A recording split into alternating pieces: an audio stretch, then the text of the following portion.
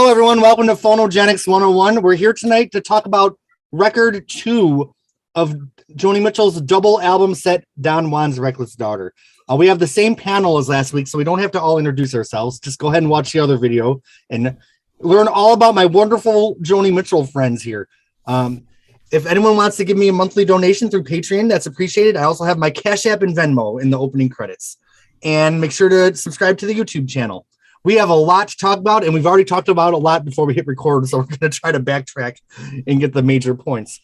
So let me just do a little wellness check. How is everybody doing tonight? I think we're all electricity and internet.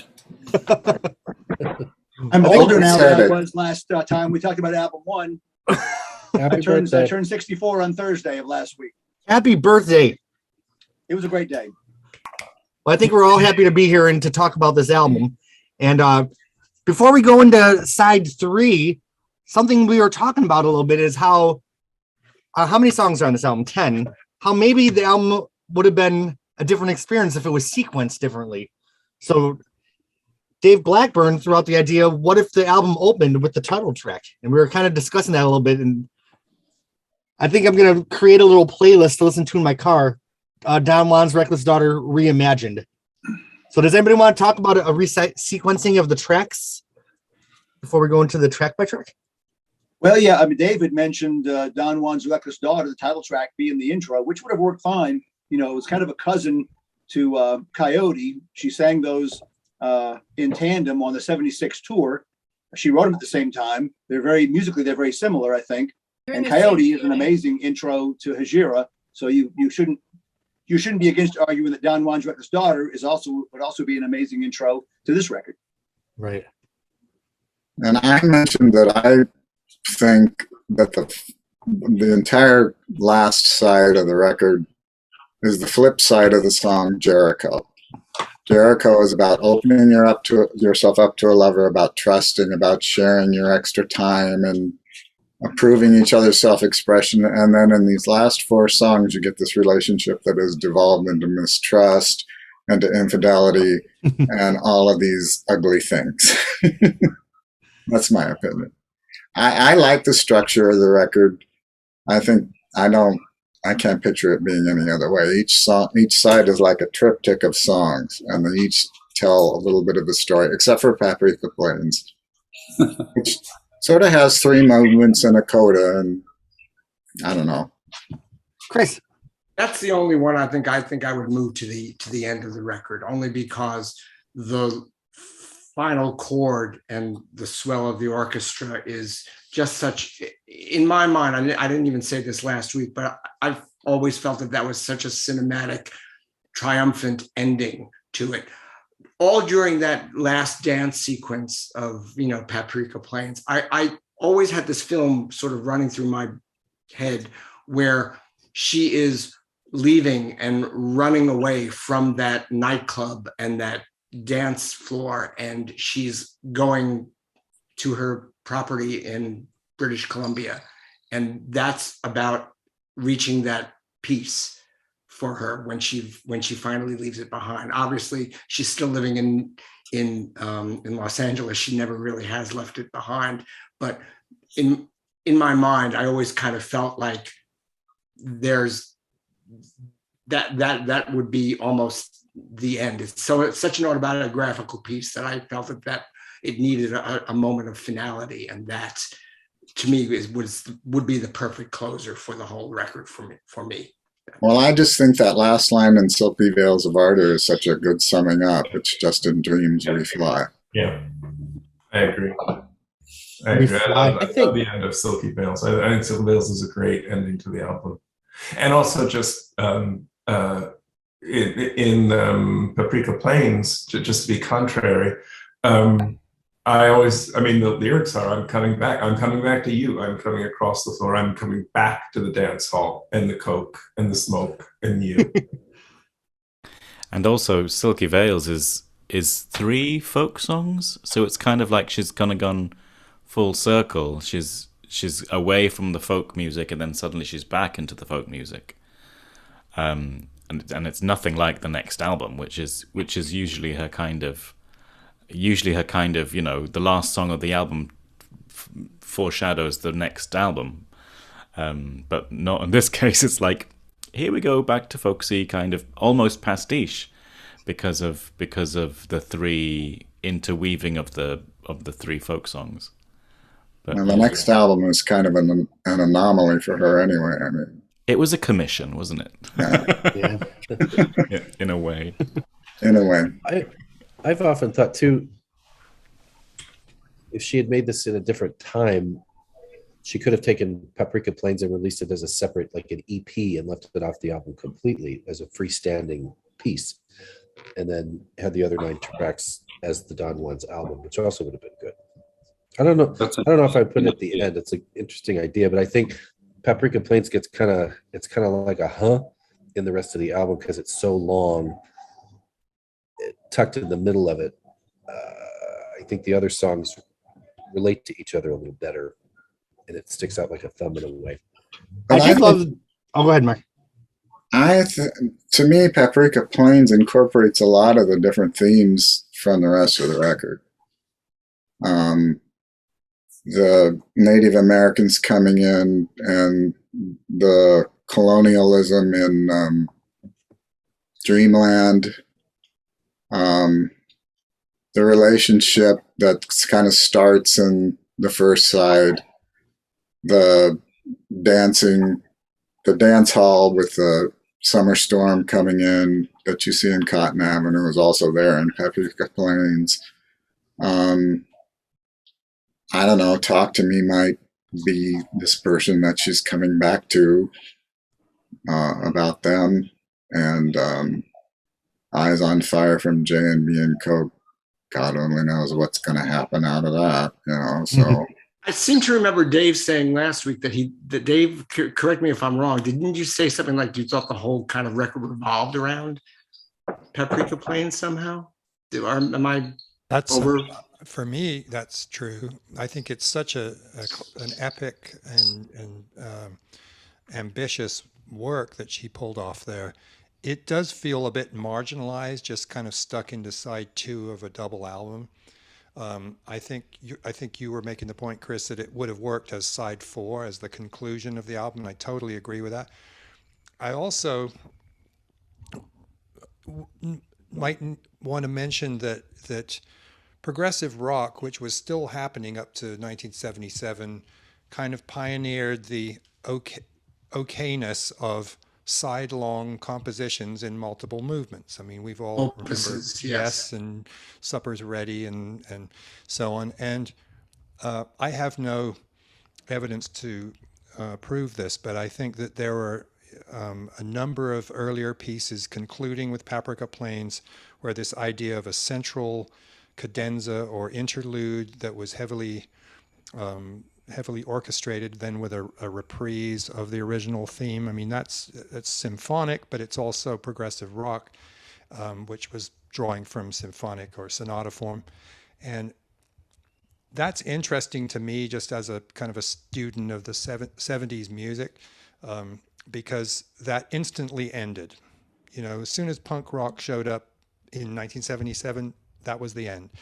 And 2 minutes was almost too long for a song once that happened. So this was kind of the end of a period where it was acceptable to do something large scale like that. I have no idea whether Joni ever listened to progressive music, but it's quite possible. And anybody got any thoughts on that? Well, I think that one of the things about rearranging the song structure, I don't really like it in a way. The only thing I can think of that really sounds right to me is if maybe the fourth side and the third side were one album, and then the first side, or and Paprika Plains ended it. You know what I mean? I mean, I think that the third side is really great. I mean, Otis and Marlena, 10th World, and Dreamland, are part of like this African type of, music that, you know, you were talking about last week, Dave, as it being, you know, the first time that all this incredible percussion was happening. But I do agree with you that as far as the progressive rock, you know, a lot of people when they got Don Juan's Reckless Daughter, they thought it was too much in a way. You know, when I would talk to them, they would always skip Paprika Plains, you know, but if you had them in like two separate albums, I don't know if it would have been a different type of. That's exactly what I was gonna say. Was I wonder if that's why it's not at the end, because she wanted people to hear it. Yeah, right. It was at the end. People would be like, no, not listening. I absolutely considered that as well. Absolutely. Yeah, sure. I mean, because it is you know, a hard listen, you know, for, you know, certain types of people, you know. I mean, I listened to it all the time when I was 16, but, you know, I totally adored her at that point, you know.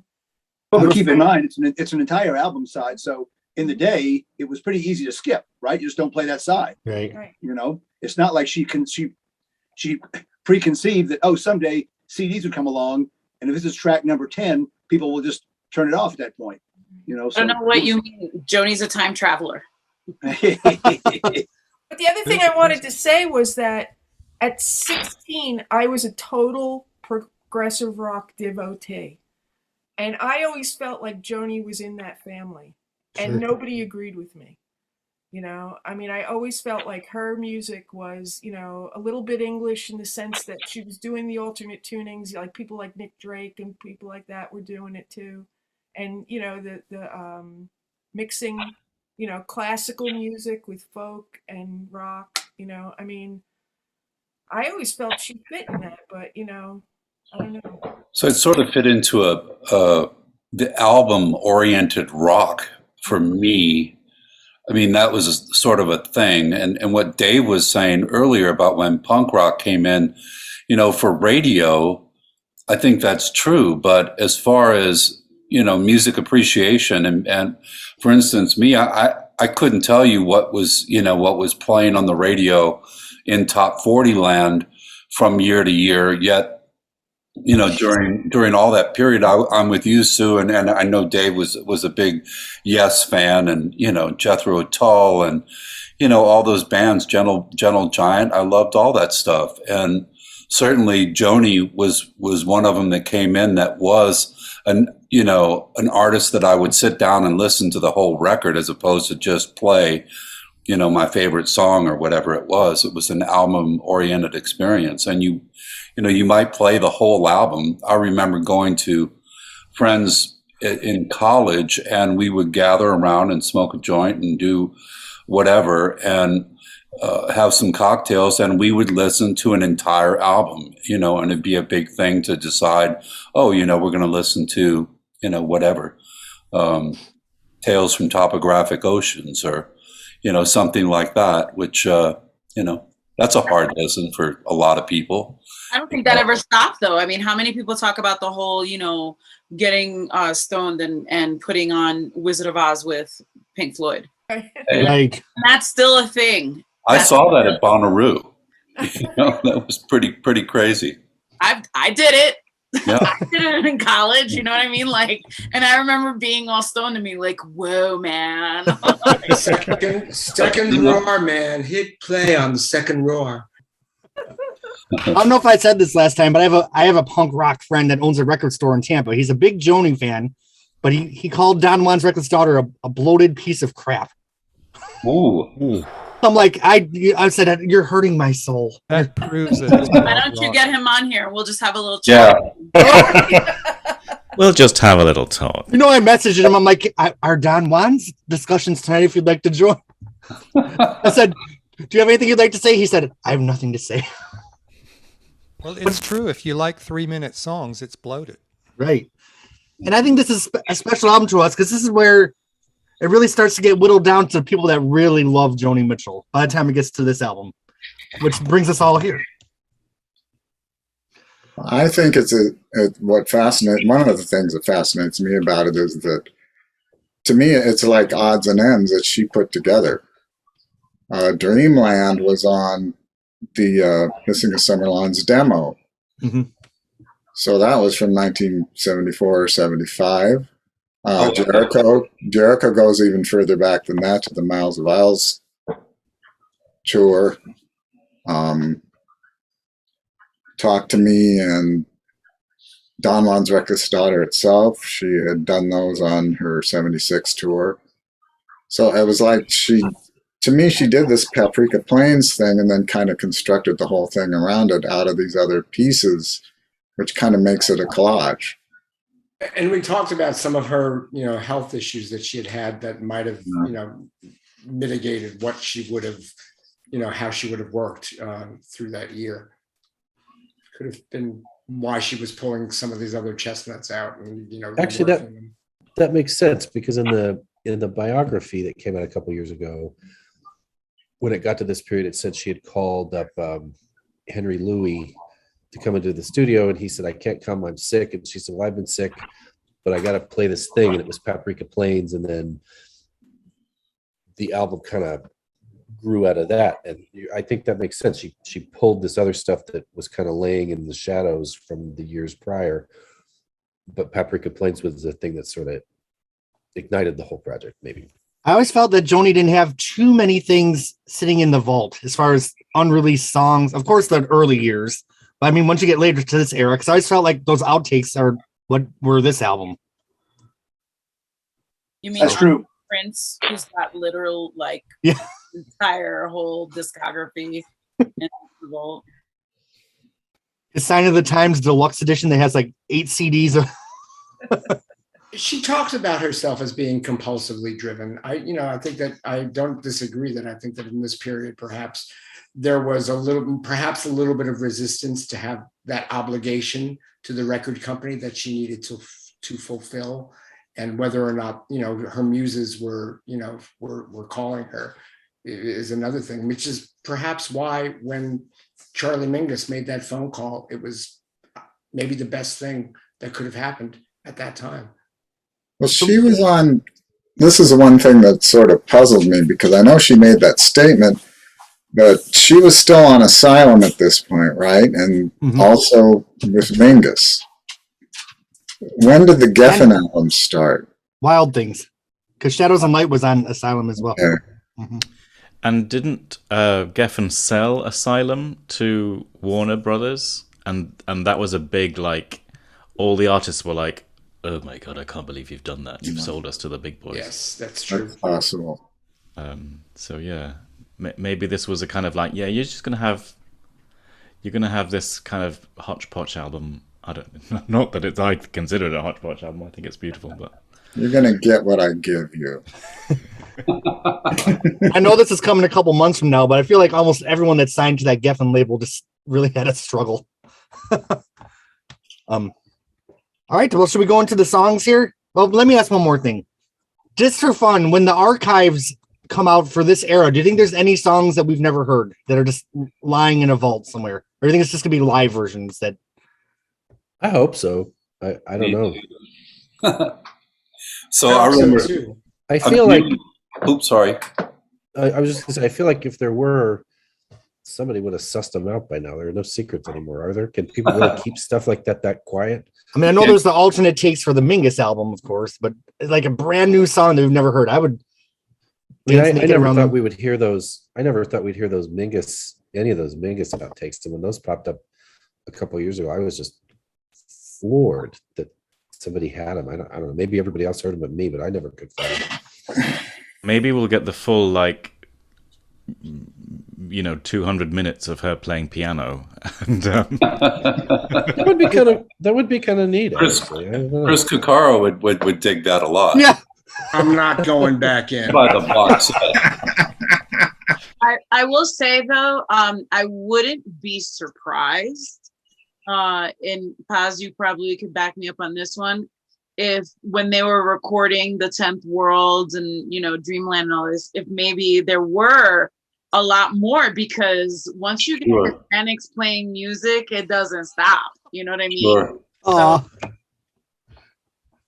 Absolutely. I was thinking, Mueller, were you at Ashora Stansfield for the Joni Fest when Marion came down, and I think the hissing demos had just started circulating, and she worked out that the version of Dreamland that Joni did, which actually I think it's in Song for Sharon tuning, and she just went in the other room, tuned the guitar, and about 15, 20 minutes later came back and played this song, and then we were all singing Dreamland at 9:00 in the morning at Ashara Stansfield's breakfast table, and what a gas that was.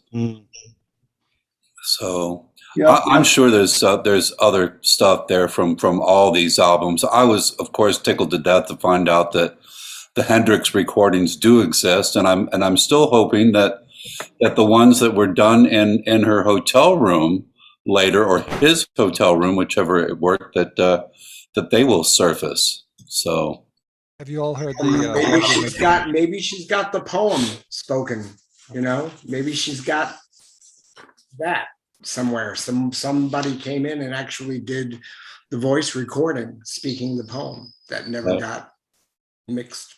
That would be exciting. Has everybody heard the Roger McGinn version of Dreamland? Yeah, that's right. Yeah, we'll get there. First, we have to get to Otis and Marlena, and we have to stop talking about goddamn paprika planes. Let's go. Let's go to Miami together, shall we? Let's where the freckled hands are playing cards. Oh, and the cellulite is jiggling. So how Otis and Marlena, the Muslims are sticking up Washington. And the Miami sky is as red as meat. Red as meat. This is the first song on side 3, and we're about to begin one of the most interesting journeys of Joni Mitchell's entire recorded career on side 3 of this album. So what do y'all think of Otis and Marlena? Well, I just really Are we going to hear this? Oh, is it? Isn't this the Mutts? Weren't you going to do this, or is that some? They're doing Dreamland. They're doing Dreamland. Oh, sorry. I don't know, David. Nobody does Otis and Marlena ever. But I play it. You're gonna play. There's a challenge. I certainly want to. Well, I can't play it now. All right, now they're going to discussion. Let's do the hand thing so we can all keep a little organization. There's a lot of exciting things to talk about. Okay, Otis and Marlena. Okay, Mark, you're on deck. First of all, I would like to say that the whole Muslim stick-up Washington thing was actually based on an actual incident that happened in March of 1977 called the Hanafi Siege. And the Hanafi group were a group that split off from the Nation of Islam, excuse me, and took over 3 buildings in Washington, D.C. and took like 149 people hostage. And they actually killed a radio DJ from what I found out. So that is not just a off-the-cuff reference. That is a reference to an actual incident from 1977. Mark, is that a difficult piece? Is that a difficult thing to find? Because your description of it is the first I've ever heard of it. No, if you look up Hanafi Siege, you'll see it. It's on the JoniMitchell.com site. Yeah, JoniMitchell.com. Wow, go Look left. under the lyrics, and at the bottom there's an asterisk on Muslims, and you go down, and there's 2 articles, one from the Washington Post and one at the time. 77. Bob, was your hand up? Oh, I was going to say, go to JoniMitchell.com, click on Otis and Marlena, and you'll scroll to the bottom. You'll read all about it. Mark gave you a pretty good summation of what was going on. But I will say, while I have the floor, I'm not a big fan of this song, Otis and Marlena. It's a portrait song, obviously. She did portraits back on Hissing of Summer Lawns, and I think she did them much better. I think she created songs that I have empathy for the characters in those portraits. In this song, I don't really care about anybody in the song.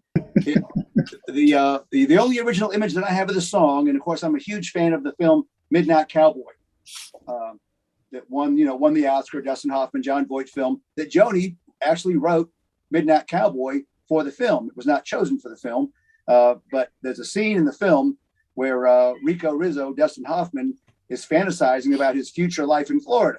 And he's by the poolside, with a white strip down his nose, calling bingo numbers for all the old ladies, and he's living the life that he wants to live instead of dying in New York City.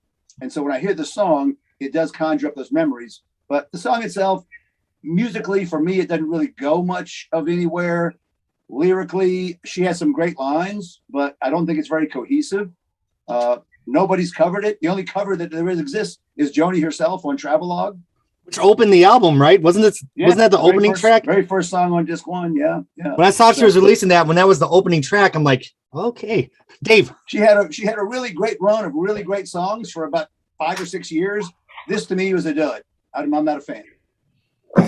I agree that with Bob's connecting it to some of the portraits on Hissing.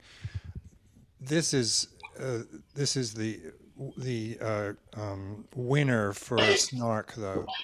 There's never been a snarkier Joni song before or since, and so it gets a ribbon for that. I love the imagery. I can totally visualize the sky and the sodium vapor or mercury vapor streetlights, and I mean, I think it's just fantastic scene setting. And most of all, Larry Carlton just slays on the atmospherics on this. I mean, he's just reacting. She'd call him in to just play reaction guitar with no directions, I think, just like play what you feel. Here's 4 tracks. And so all this volume swell stuff and everything was just genius. I mean, it's really sculpting the dreamscape as it's about to glide into 10th World. I mean, how would you make that? How could you make that connection any better than that? It's just fantastic. You're kind of down on the tip of the southeastern tip of America, and then you're just heading south. And I just think it works so great. She's heading from Miami down to Cuba and then down to Brazil. I mean, just as a southern journey, side 3 is. You can mark the places on the map. Yeah, I used to not be a huge fan of the song, but it's grown on me through the years. Jamie?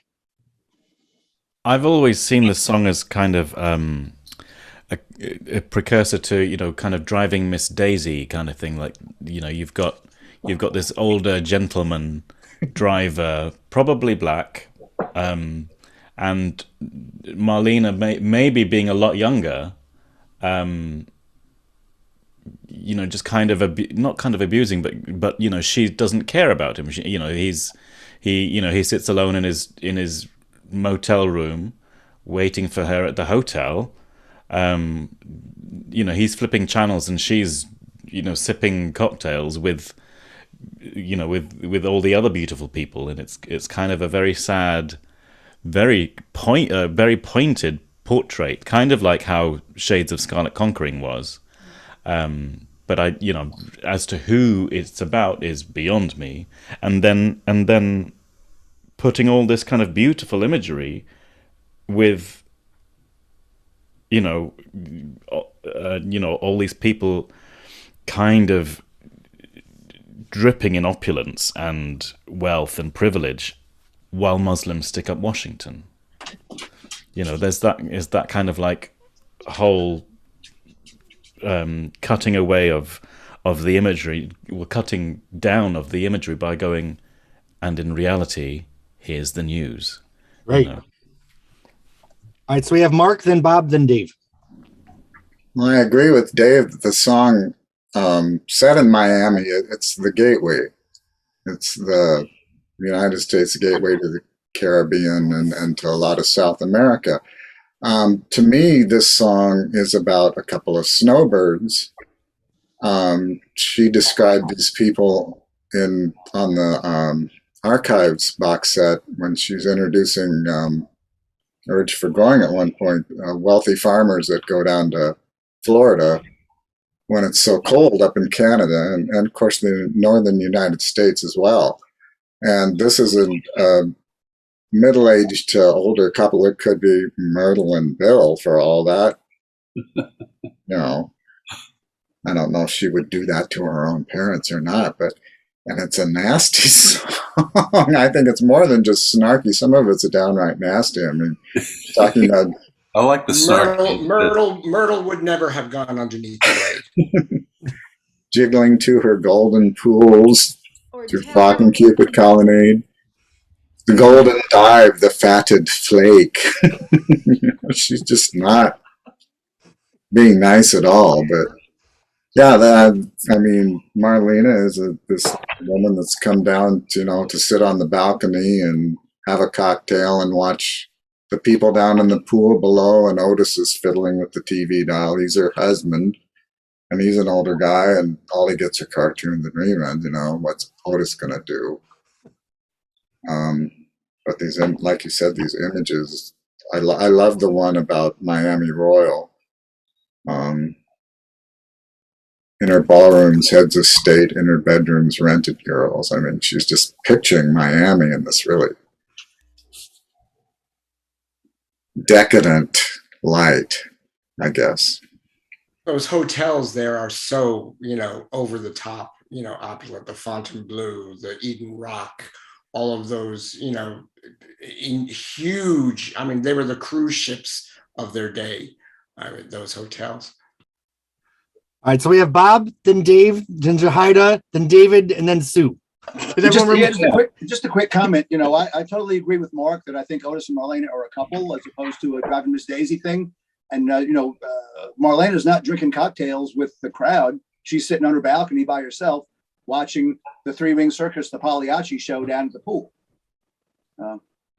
So, yeah, visually, the words she writes create excellent visuals. But again, as a whole, I don't care about these people. And it is a great intro to Dreamland. Matter of fact, if you look at the lyrics, dream on, dream on, dream on, dream on are the lyrics that end the song. That's one thing about this record, that it seems to me that there's a lot of going in and out of dream states on this. And I have to mention this, Sue, that your email tag for a long time was "It's all a dream she has away." Love that line. That was Cat Girl, right? No, that was Sue. Okay. It was, wasn't it? Well, yeah. My Etch-a-Sketch. At least Sue properly punctuated it. All right, Dave Blackburn. 2 points. One, I agree with Bob that I think they're a couple rather than a driver and a client. But I think it's a fascinating idea, Jamie. And the other is that we are leaving whiteness, white as stretcher sheet, and as we head down as we slide into 10th World, we have left whiteness. So I think it's not just snarky and good observation. I think this is kind of where white America ends, and Latin America and South America begin.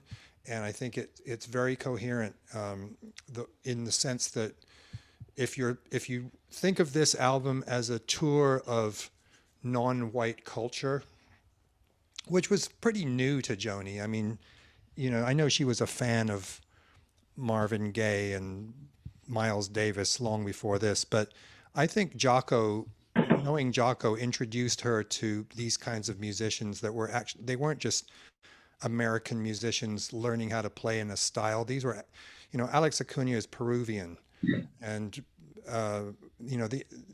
these are bona fide, authentic Latin American musicians that were sharing their culture, on her album, and I think she absolutely loved it. I mean, I can't imagine why she would fiercely defend with the record label the inclusion of the full length of 10th World if it weren't important to her, because the label wanted it to be a single album, and all she had to do was either leave out or shave down 10th World, and she wouldn't do it. And I think there's a reason for that, because this is her first embrace of or formal embrace of non-white culture. Yeah, if anyone's on my Facebook, you see that I do live in Florida, and I was definitely sleazing by the sea a couple days ago at the beach. right, Jahida, I believe you're next.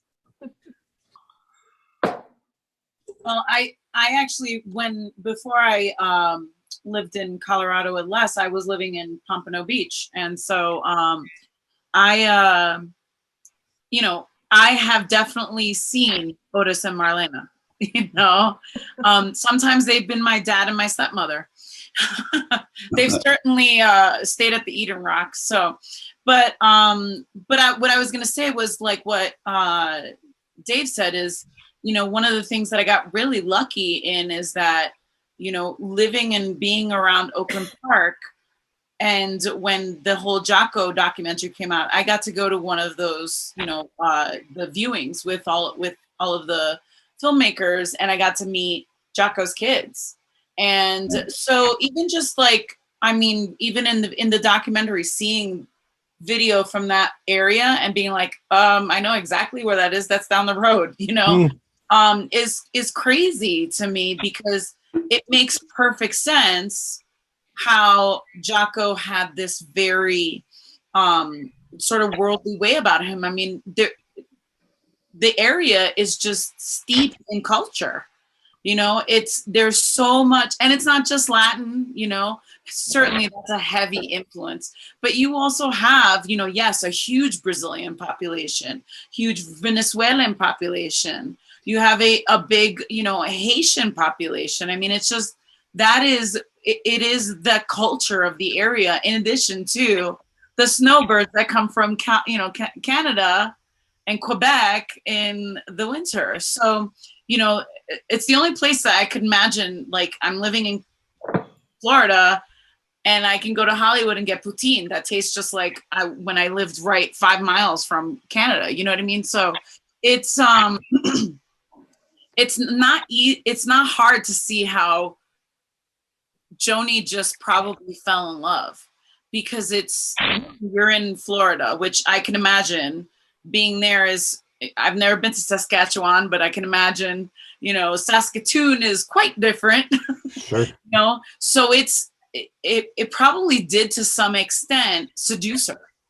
You have all this culture, you have all this snazziness, and yeah, she probably sees through all that, and that's why she's very snarky, right? Because she can see the sort of what's the word I'm looking for? Like the hypocriticalness, I guess, of or the juxtaposition of being like, this she's on her box like it's Pagliacci, and then Muslims are sticking up Washington at the same time. So it's that juxtaposition with fantasy and reality, right? And that, if that is nothing else, that is Miami in a nutshell.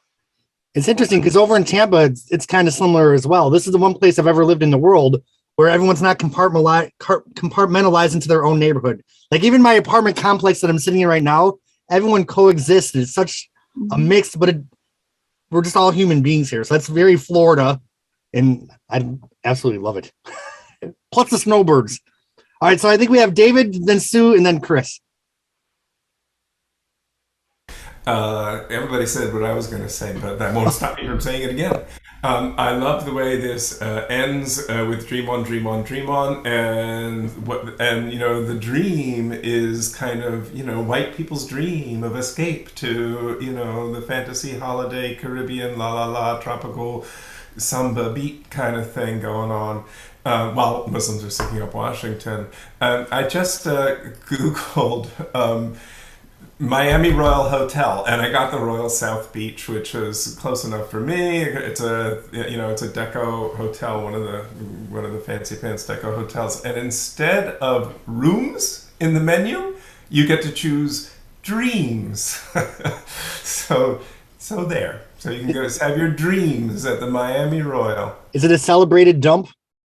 It looks pretty dumpy. and they try to claim to be celebrated. Oh, there's one other thing I want to say. In terms of snarkiness, nothing beats Windfall. The Windfall. Oh. So did you ever do a Joni Fest at the Miami Royal? You better do it quick. Miami's going to be underwater in about 20 years. All right, we have Sue, then Chris. So, a lot of people have said what I wanted to say, but I do want to say that anytime I listen to this song, it feels like her description of the hotel and all the people at the hotel is very Roman decadent. You know, it's very, you know, like the frocks and the, you know, the flocking Cupid colonnades and all this kind of stuff, you know, and it talks about the decadence of the culture. And now that, you know, from what other people were saying about the other culture that's outside of the hotel, you know, it's like, you know, that Roman decadence is falling away. Like, you know, if you think about it, Nero was kind of in a dream when he was fiddling while you know, Rome was burning, you know, and that dream that this thing is going to go on forever, you know, it's all a dream she has awake, because it's not going to stay, you know. It's, you know, there's another life out there that's going on. It's really vital, you know. I mean, that's, I think about that a lot when I listen to this song. I feel like I can hear the slippers shuffling on the. All right, Chris. Sue, you said it very well. Jahida, you did too. There's this set of transients, these people, they're snowbirds. They're coming there for cosmetic procedures and spas. They are the interlopers, juxtaposed against the real folks who are there, who we're going to meet just in a moment. And she's going to draw this contrast, this duality again. And it's just, she doesn't even have to use any words at all in the next piece. We're just going to hear it, and we're going to see these folks come to life, you know, before our eyes. She's worked this brilliantly, but I think that she's definitely drawing the sense of the insulated people, you know, and sure, there's plenty of cosmetic surgery in Los Angeles, but people hide behind their sunglasses at home and lay by their own pools. You know, they hide in their own, they don't actually go there to become somebody else, which is what the snowbirds do. They come there for a period. They enjoy their time there, and then they leave, you know, having used the place for what it is. I used to actually feel that way a little bit about Los Angeles when I would go there, because I would think to myself, this is a place that probably can really chew people up and spit them out. And if you're not really a strong person, that can easily really, really happen to a lot of good people, probably like any other place. New York, I'm sure, probably does the same thing. But something about California, because there are so many folks and everything is so spread out, it just feels like you're more individual. You don't have the ability like you do in New York to sort of become part of a community. You're more on your own. I don't know how, you know, what she would say about Miami with regard to the self, but I do get the sense that there might even be something autobiographical in Marlena for her, just feeling that she is the interloper in some way. I don't think that she necessarily feels completely integrated into anything, you know, even to the point where she's working with these great jazz musicians on this record, and she's still, you know, maybe still having difficulty explaining what it is she wants to hear or feel or do in this record. And, you know, it's, you know, her process is still happening, her creation. That's all I got to say. Paz, was your hand up? Yeah, interesting thoughts. I wanted to ask us, you know, I agree with Dave about the music on this, and I was noticing the piano player on this song, and I'm not familiar with him. Is anybody familiar with Michel? Is it Colombier? Does anybody know him? Yeah, he's a friend of Jocko's and plays piano on I think he was actually in Blood, Sweat and Tears, if I'm not mistaken. But he played on Jocko's debut solo album in '76. And he played with Madonna, I believe.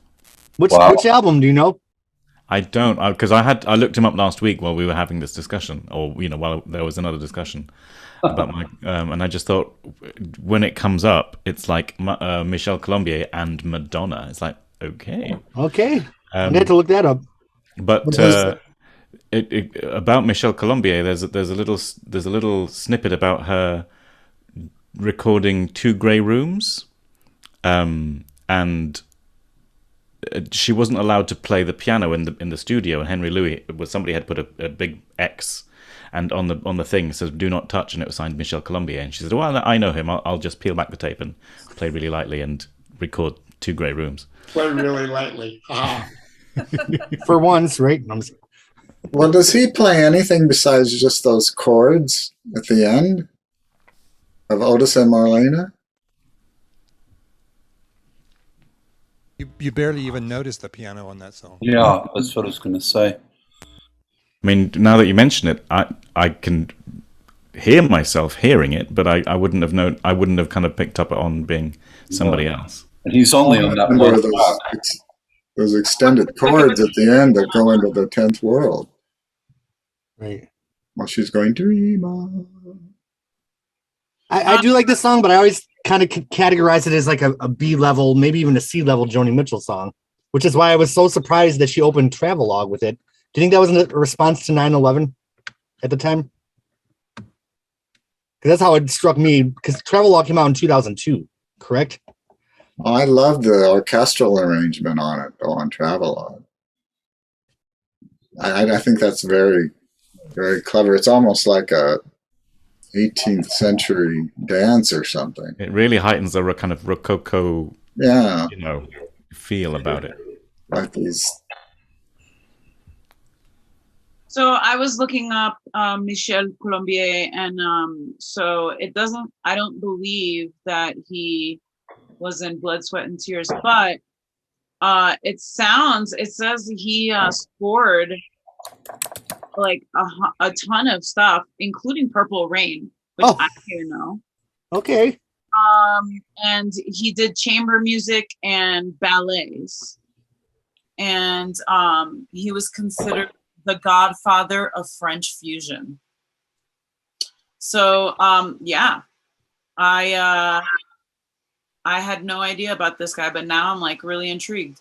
So he did a lot. Yeah, he did a ton of well-known movies, but it doesn't seem like he did. They don't really say much about his work with Madonna or anything about Joni at all. So I didn't even know there was a damn piano in the song. So Well, I see stuff with Luis Miguel and Denise Williams, as well as Maxine Nightingale and Raul de Souza, and he's also credited on a Larry Carlton record. Okay. And there's also a Michel Colombier, but on the credits that I'm seeing, at least on the Joni Mitchell site, the piano is Michael Columber. So I don't know if we're talking about two different people. That's who I was thinking of. That's the Blood, Sweat, and Tears. No, there's no I, right? Right, and it's Michael, not Michelle. At least this is just what it says on the Joni Mitchell. On my album it says Michelle, Michel. Thank you for clarifying that, David. Yes. Sack the intern. Has to correct the Now website. I'm going to look at everything. Okay. For a little trivia, he did the string arrangement on Madonna's James Bond theme "Die Another Day," which was great, actually. Good trivia. So, Bob, we started with "I Had a King" on this podcast, and now we've worked to Otis and Marlena. Is this the first Joni Mitchell song that was not covered by anybody through the whole discography? Let's see. That's a really good question. Off the top of my head, I think you are right. That was true. There was a couple of songs on Hissing that were not covered until the Reprise tribute came out, but all those songs were. His Year was covered early on. Blue was all covered, of course. So yeah, I think this is the first song that's been totally ignored by the world. We've hit a crossroads, and I think we need the Otis and Marlena challenge. Who's going to be the first one to cover it? I like can't this be song. anybody on I this just want to podcast. say, I think this is. I don't think this is a C-list song. I think it's a good song. Okay, B list. I'll say B list. It's not C list. Ruben. Don't back down, Jeremy. I just wanted to say I went to a conference in Miami in July, and I stayed at the Lowe's on South Beach, and I made a point several times of sitting on my balcony on the 11th floor and watching people sleazing by the sea from the balcony. I thought about the song a lot. What is she referring to when she says the fatted flake? I've never understood that line. Does anybody know? David. It's a complete, that's only half the sentence. The fatted flake and sizzle in their mink oil. So it's the golden dive, the beautiful are out by the pool, and then the overweight people are flaking with fatted flake. Sunburn and putting mink oil on their skin to, so that she uses golden many times, as we know, to signify young and gorgeous, and then, but yeah, the fatted flake and sizzle in their mink oil. And sizzle in their mink oil. Oh my God! I was trying. Not a noun. It's gross, but it's it's kind Okay. It took me years. I'm embarrassed all of these to say years, to I've figure never figured that out. This just became an A-list song. This just became A-list because that is so bitchy, and I love It is bitchy. Snarky, Golden and dive, the I fatted used to think the golden dive was like, a golden dive Right. bar. Yeah, me And too. I didn't Me know too. the fatted flake. Is that in your cornflakes or? They're verbs, not nouns. And then finally, Right. I don't know how it dawned on me, or somebody maybe pointed it out that, no, the golden are diving into the pool and the fatted are flaking while they're sizzling in their mink. well, the fatted usually refers to heifers, right? Right. I'm definitely category B.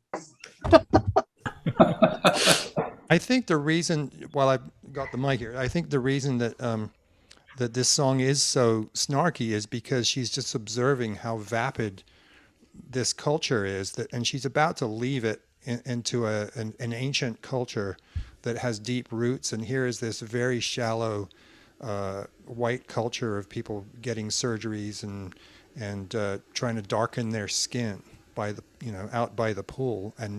And as she leaves Miami, she gets to the real place. And meanwhile, she's darkening her own skin on the album cover. So, yeah. Whoa. Nice callback. Yes. That's why he's damn, this is one of the best discussions we've ever had. Don Juan's Reckless Daughter, one for the books. All right, do we have anything else to say about Otis and Marlena before we get on a plane and head further south? Pagliacci summer frocks. To me, that means clown-like. Like the big moo-moos. Wasn't Pagliacci a clown in an opera or something? Correct. No, it was a clothes designer, Italian clothes designer. Oh, let's Google.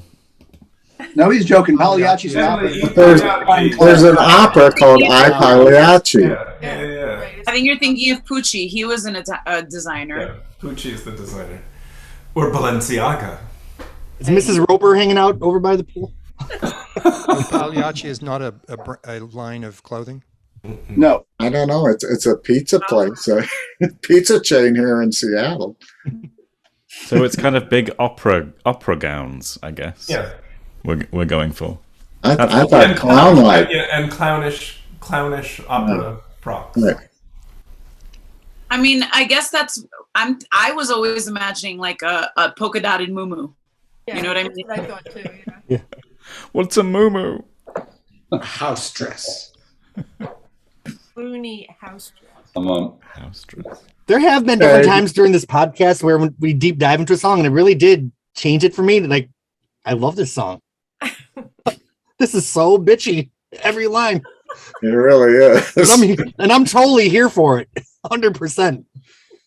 All right. Any other thoughts on Otis and Marlena before we wave goodbye and check out the Golden Royal? Well, I am loath to admit that it took me forever to figure out what foster grants were. One Okay, last thing, Jeremy, on Otis and Marlena. You had asked about whether or not we thought it was a reaction to September 11th for her to have put it on Travelogue. As the opening track.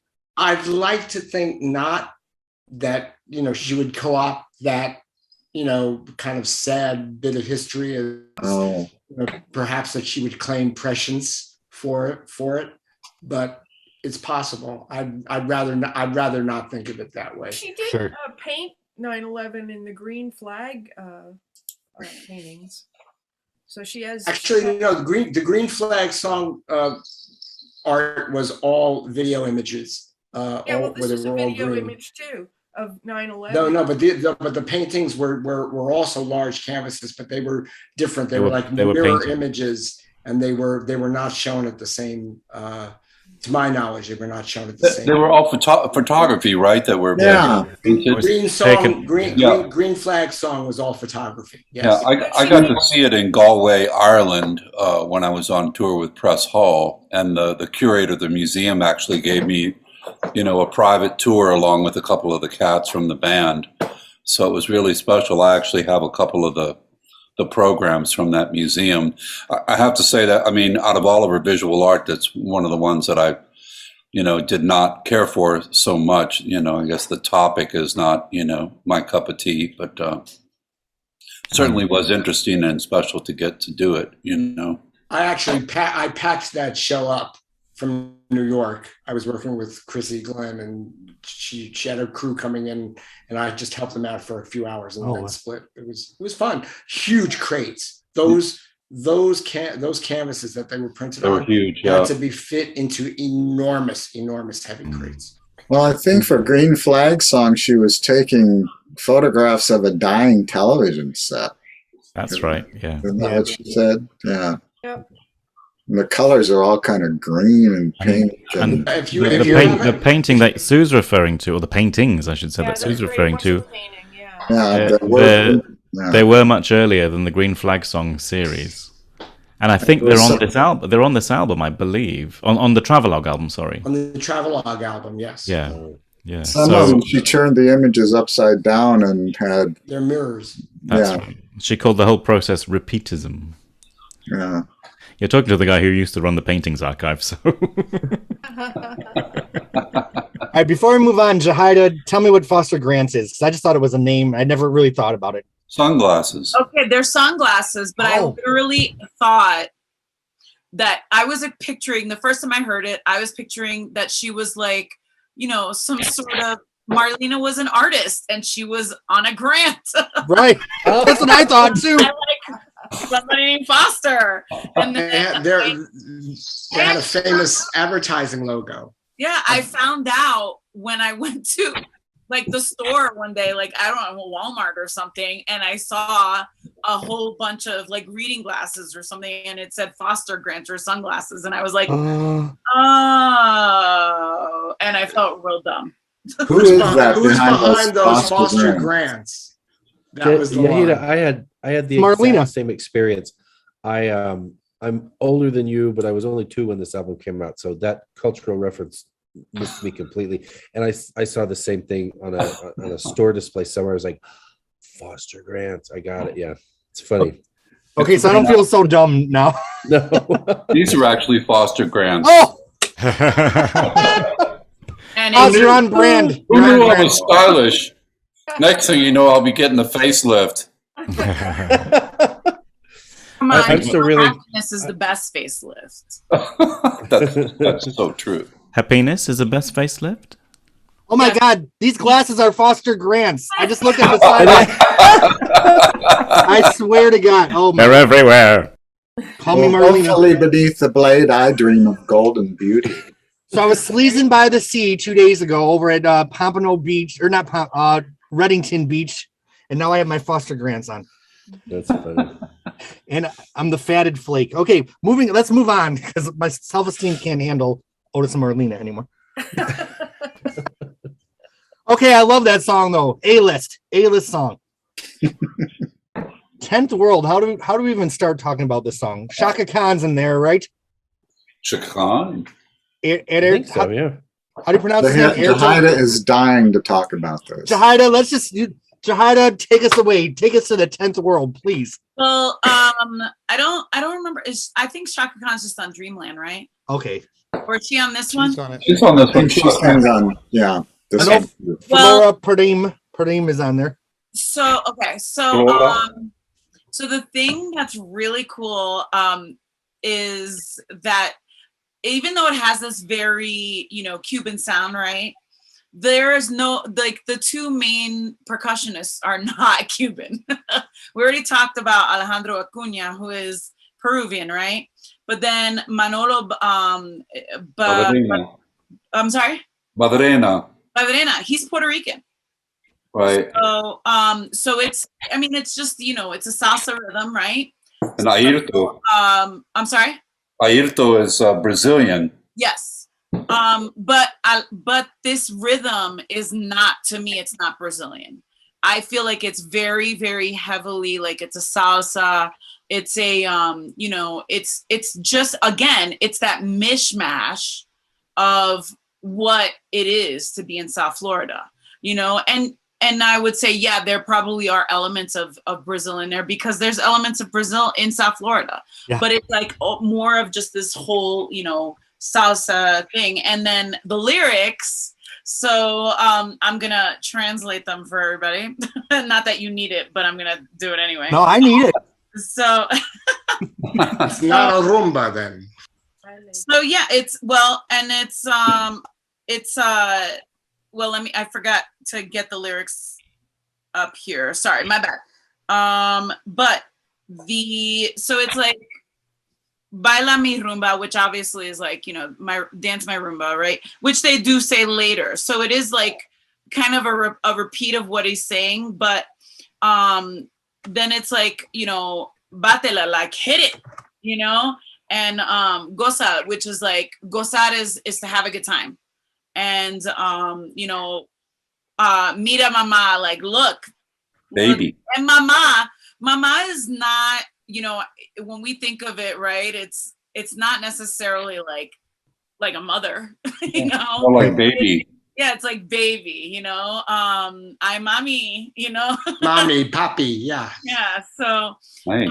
and then it's like the idea of that, like, this is, to me too, this really, really just makes me think of like Celia Cruz and like Kimbara and that type of entire like feeling, where she's like, where they're saying rumbando bello es que yo voy. So it's like, the same thing, like my rumba es buena, like my rumba is beautiful, and that's where I'm going, that's what I'm doing. And so a lot of dancing. And then the onomatopoeia, the ding, ding, da, da, da, da, that's also, and that's what Kimbara is. I've been explaining this to my students this week. Like, Kimbara doesn't mean anything. It's basically the Spanish version of scatting, and it's like, it's just a feel-good word that is just made up. And so then, they talk of Venezolano in Nueva York, a Venezuelan in New York, and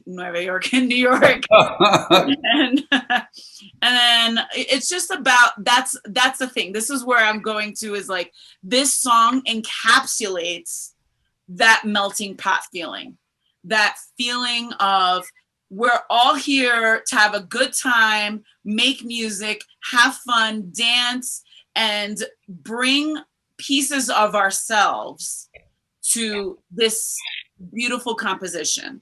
And we're bringing you along for the ride, kind of thing, by recording it. So I don't know. I love it. I mean, the fact that, the first time I heard this album, it threw me that this was on there. You know what I mean? I was just like, oh my God, this is like actually good salsa, and it's coming from Joni Mitchell, And then later, many years later, I didn't even know that Chaka Khan was on the album, and I was already a huge fan of hers. Mm-hmm. So I was just like, oh my God, what doesn't this album have? You know what I mean? It has Chaka, it has like salsa, it's got, some folk, it's got like just amazingness. So I personally, I'm a huge fan of the fact that Joni hooked up with Jocko and kind of had her world opened up a bit. So, and that it's my culture that she was opened up to. So, Jahida, what's the line that keeps repeating? Baila is just dance. So she's saying baila mi rumba. Is that what it's? Dance, my baby, dance. Like dance, you know, baila, baila, baila. So yeah, dancing. It's real easy to just, you know, and I picture like, you know, my childhood growing up too, where it's a huge family, you know, and we're there and you're a little kid, you know, and you're dancing, you're doing your little thing, and you're probably doing it all like wrong, but they don't care. They think it's adorable. So they're like, oh, baila, baila, baila, baila, you know, and they're just, that's what we do. So. Did Alejandro Acunta appear on a later Joni Mitchell album? Yes. Was he on Night Ride Home, or am I totally imagining things? It's Night Ride Home. I interviewed him for the website, and I'd forgotten that he was on Night Ride Home too. But yeah.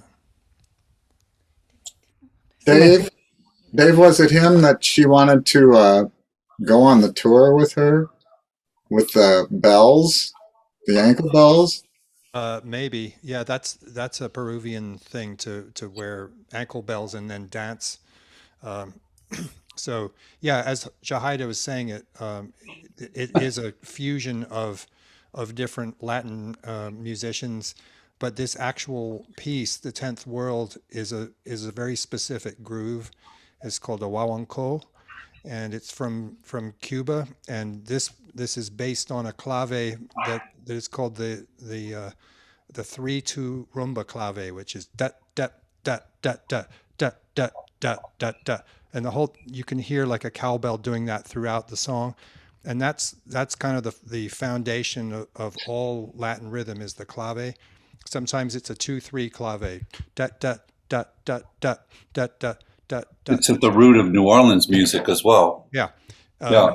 Oh, even like Black Cow, the Steely Dan song, dun dun dun dun dun dun. That's a 3/2 clave.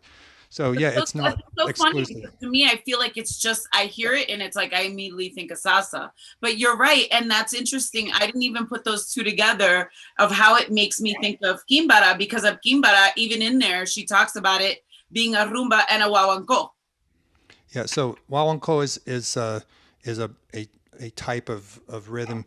The clave, a son clave goes, a 3/2 son clave goes da da da da da da da da da da, and a rumba clave, the third note is delayed, so it becomes da da da da da da da da da da, and that's what you hear in this song. I ran this by the top percussionist in San Diego. I just sent him this track, and I said, "Can you tell me what this is exactly?" And he said, "Yeah, it's a 3/2 rumba clave Wawonko." I have to admit, it's really funny that literally Dave Blackburn in Englishman is schooling me on this rhythm, because, and I think it's just the fact that, like, ironically, it's something I feel like is internal. So I never actually like looked it up, and I never learned that the, you know, technicality of it, because I just feel it. So many forms it's there. really cool that like you just literally blew my mind by. Well, I'm a drum teacher, amongst other things. Now, I'm a huge Flora Purim fan, if that's how you pronounce her name. I've collected all her albums through the years, and when I looked at the credits and saw she was singing on this song, I could totally hear her in the right speaker, because she has a really unique voice. And Ernesto is her husband still. They're still married. Yeah. They perform together, correct? Yeah, as far as I know. Yes. I love that album where she does 500 Miles High. Oh, that's so good. The live album? The live album. It's such a great record. And she goes wild in that improv. Like, yeah. Oh.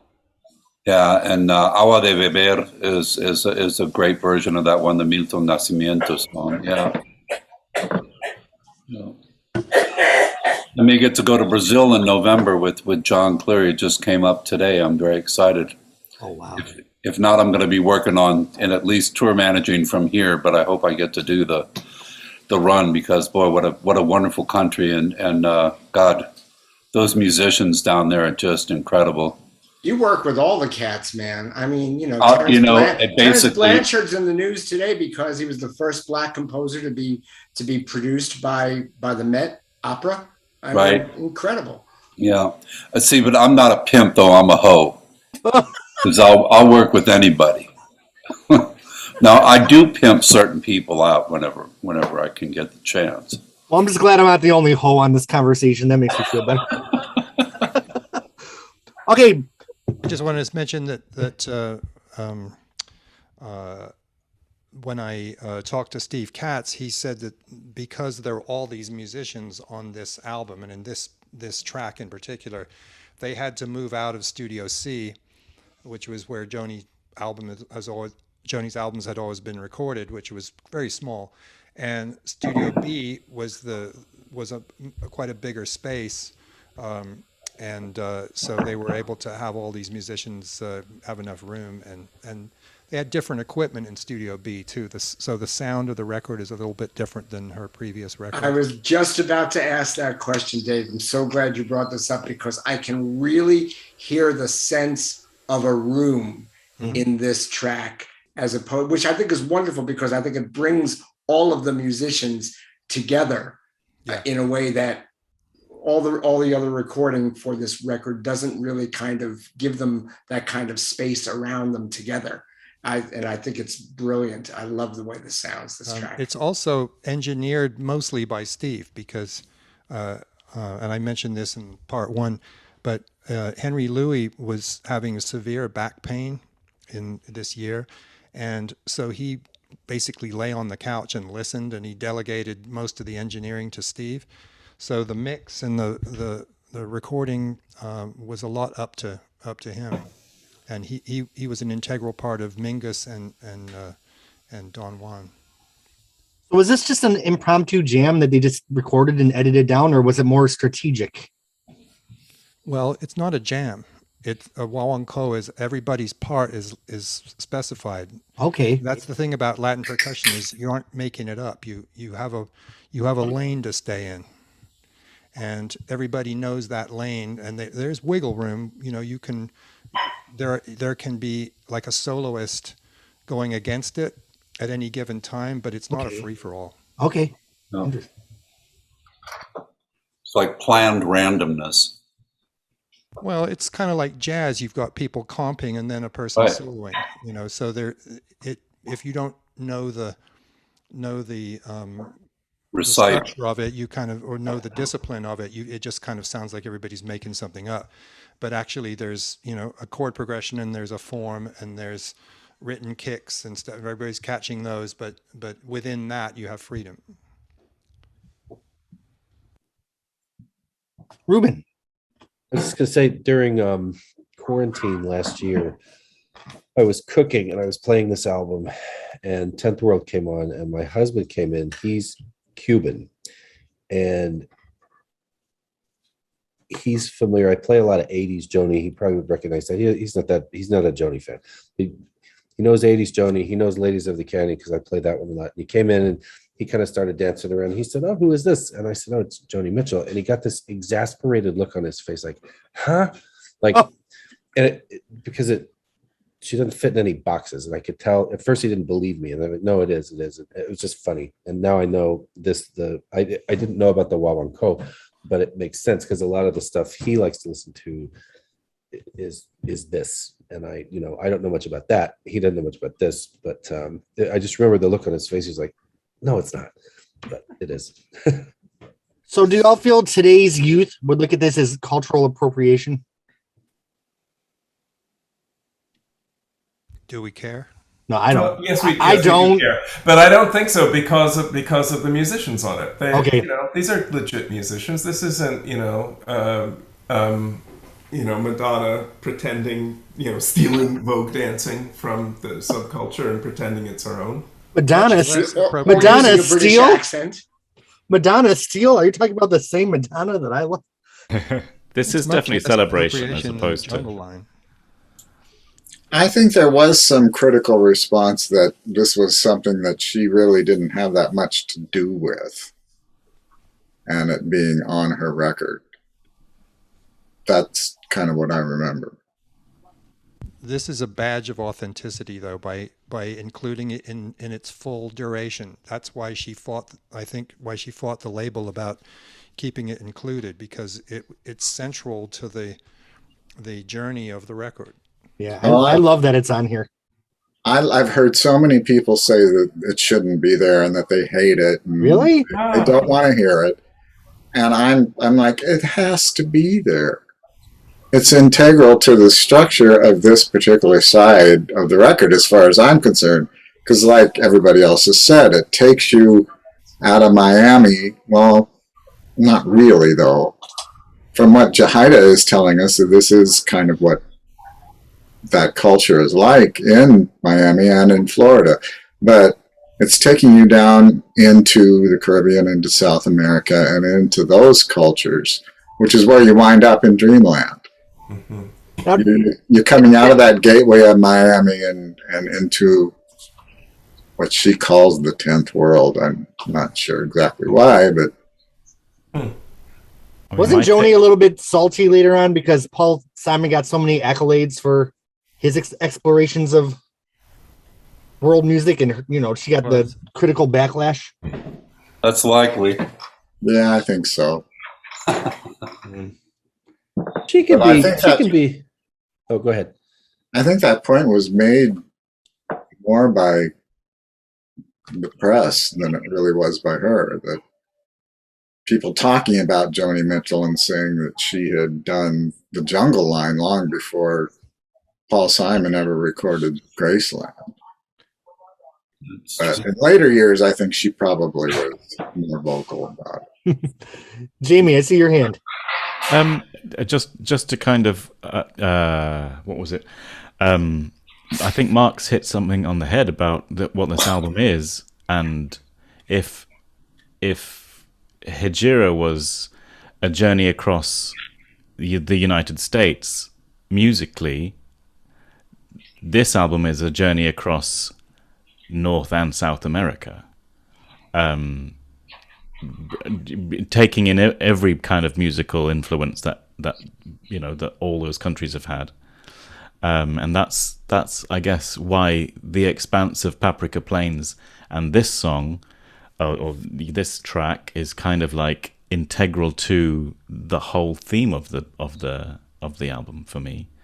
And yeah, thank you for clarifying that or making that those jigsaws pieces fit, Mark. That was really but yeah, the thing about in between. So North and South, but also the Caribbean Basin, because Cuba and Puerto Rico and Dominican Republic and all those, all those other countries have all those rhythms as well. And I think somebody pointed out that one of the percussionists was Puerto Rican as well. Wasn't that you, Jahida? And have we got into discussing who Don Juan is?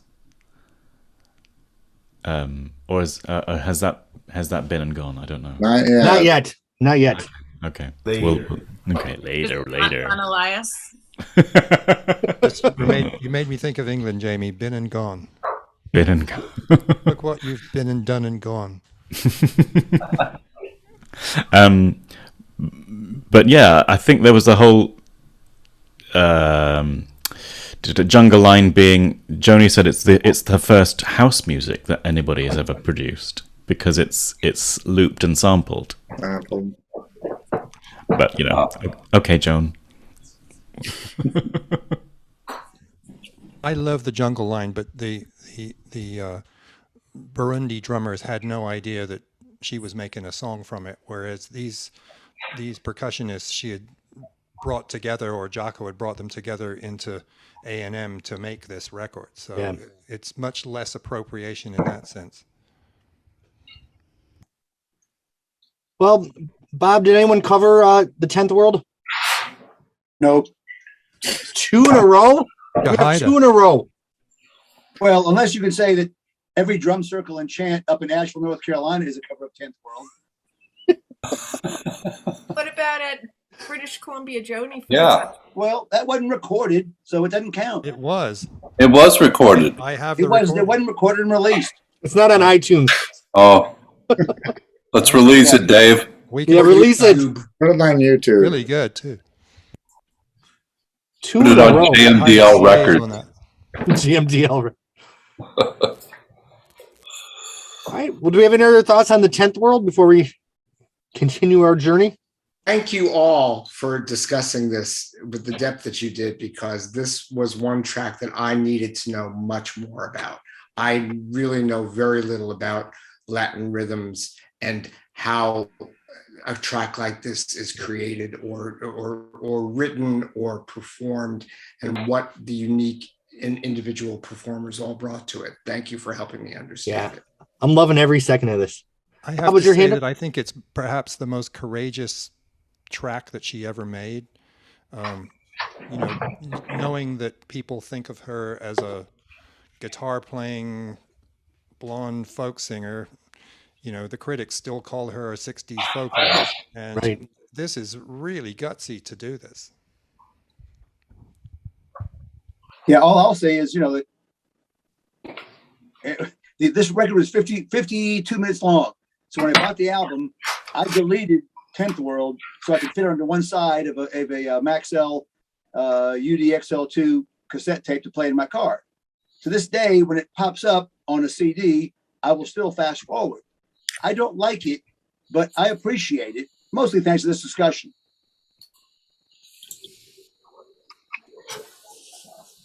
All right. So this discussion won me over on Otis and Marlena, and it won you over on 10th World.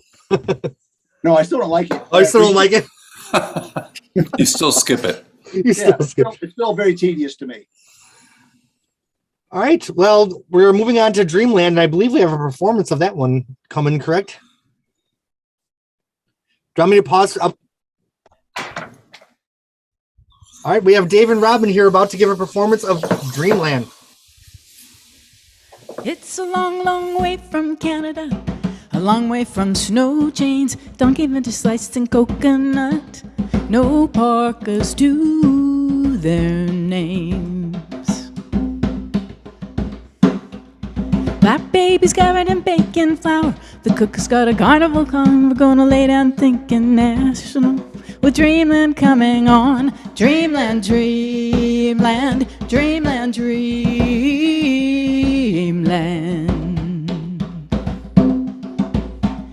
Walter Raleigh and Chris Columbus come a-marching out of the waves and claim the beach and all concessions in the name of the suntan slaves. I wrapped that bag around me like a Dorothy L'Amour sarong, and I lay down thinking national with Dreamland coming on. Dreamland, Dreamland, Dreamland, Dreamland.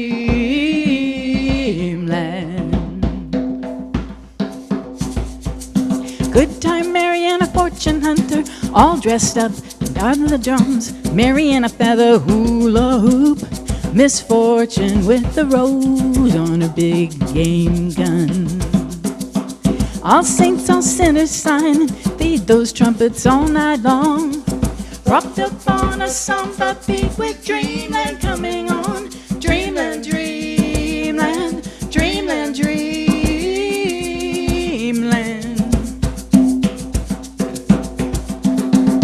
Tar baby and the great white wonder talking over a glass of rum. Burning on the inside with the knowledge of things to come. There's gambling out on the terrace, midnight rambling on the lawn, as they lead toward temptation with Dreamland coming on. Dreamland, Dreamland, Dreamland, Dreamland.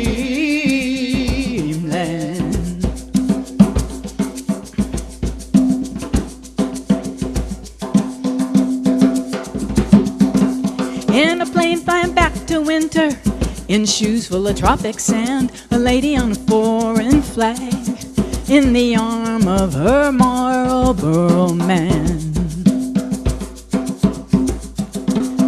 Hog cows in New York City, 6-foot drips on Myrtle's lawn, as they push the recline buttons down with Dreamland coming on. Dreamland, Dreamland, Dreamland, Dreamland.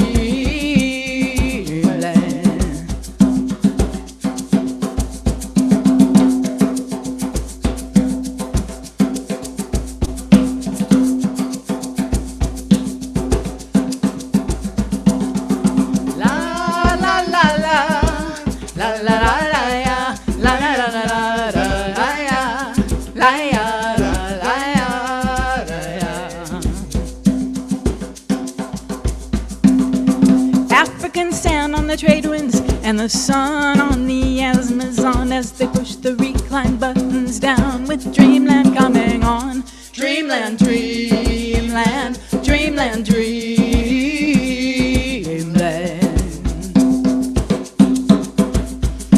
Dreamland, Dreamland, Dreamland, Dreamland.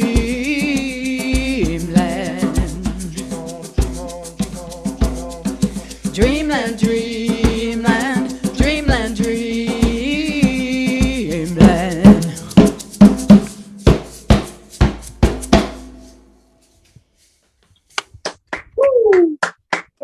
Excellent. Yes. Yay.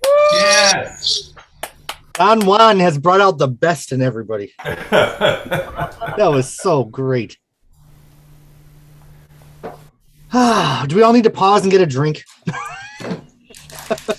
Did I'll pause and stir. I'm making chicken stock upstairs. I better stir it. So We need a Michael pause. No, Michael pause. That was so amazing. Just wonderful. All right, so where do we start with this track? I mean, I've always loved this song, and I love that version.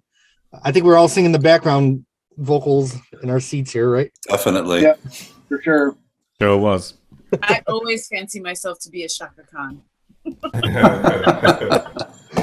So at least in Raleigh, North Carolina, where I lived when this record came out, and I bought it the day it came out, when they did the radio promos, this was a song they played the excerpt from to promote the record. Really? Yeah. That's interesting. It's energetic. It's Joni's vocals. You know, it's what you would want in the Joni Mitchell record. Sure. All right, David, I see your hand is up. Yeah. So I love this song, and I also want to say I think that it's kind of a lot like Otis and Marlena, except with a lot of money. You know, instead of driving down from suburban New Jersey, you're flying down first class from winter time, and so I just love the kind of touristy sort of. It seems to me like a really high class resort, a really private resort where you wave your hand and somebody feeds you a drink, and I just love the contrast between that and the Otis and Marlena, which is sort of a lower class luxury kind of thing. But anyway, I think it's great. I love the lines about the tar baby and the great white wonder talking over a glass of rum and burning on the inside with knowledge of things to come. I think it's just such a hot, sexy, seductive. The whole thing is just such a great, dreamy song. Anyway, that's it. Is this the first time that Myrtle got name dropped by name in a song? It might be the first, it's not the last. Definitely not the last. Yeah, and she certainly mentioned Mom, but not Myrtle, maybe. Yeah, name drop for sure. Did you talk about in Lesson in Survival? Didn't you mention her mom? She says like Mom was always cleaning. Well, I also like the reference to Walter Raleigh and Chris Columbus. I mean, it's like, to me, that ties in with the First Nations people in Paprika Plains. It's colonialism, it's European colonialism and what it's done to the indigenous people. How that interaction has not turned out so well for them.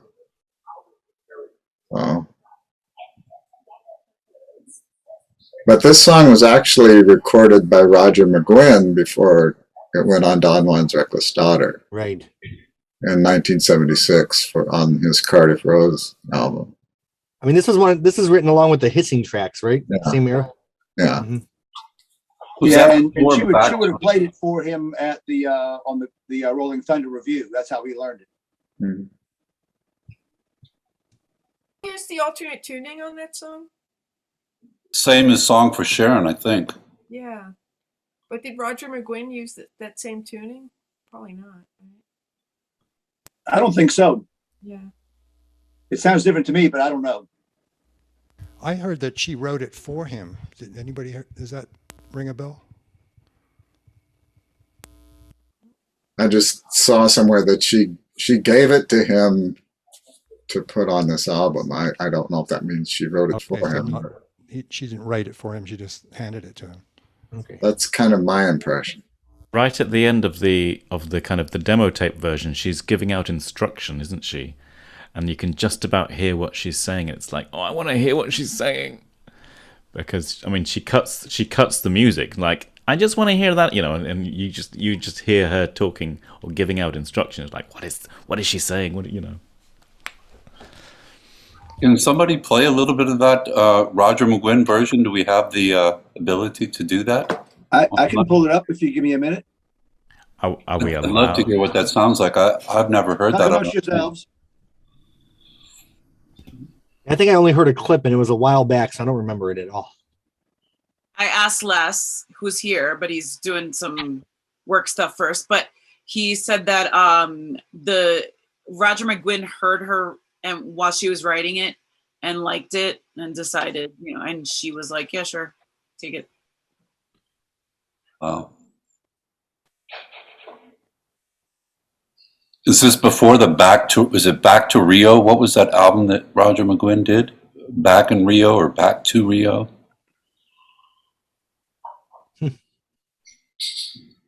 And also, Did she give it to him around the time when they were doing the Rolling Thunder thing? Correct. That's absolutely correct. That's where he picked it up. And he did a re-release. Checkers game where grandson and granddad will I'm bond. sorry. This is the kitchen where the Thank you, Jamie. I'll save that for later. Let me give it to you without the YouTube ad. Yeah, sadly, there's a YouTube ad on that one. I don't know what you got. I got insurance. It's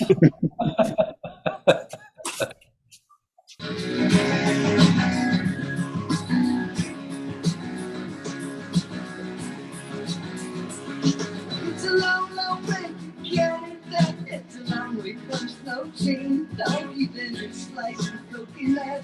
No far gets to their name. It sounds like Roger McGuinn doing Bob Dylan doing Joni Mitchell. Have we had enough of that? Yes. I think that was 10 seconds too long. Yeah, it's not great. It's not great. And he re-released Cardiff Rose with a live version of Dreamland as the bonus track.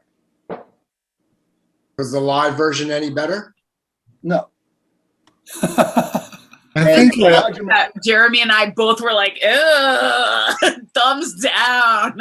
And instead of saying Dorothy Lamour sarong, he says Errol Flynn sarong, which makes no sense to me. Well, unless Errol Flynn wore a sarong in a pirate movie or something. Didn't people think Errol Flynn was like not straight? I don't know, but no, I don't think so. Here we go. Like Flynn meant something. I finally found it. Here it comes. The thumbs down emoji. Sword. Maybe not straight on his movies, but I think behind the scenes, I thought there was a question about his sexuality.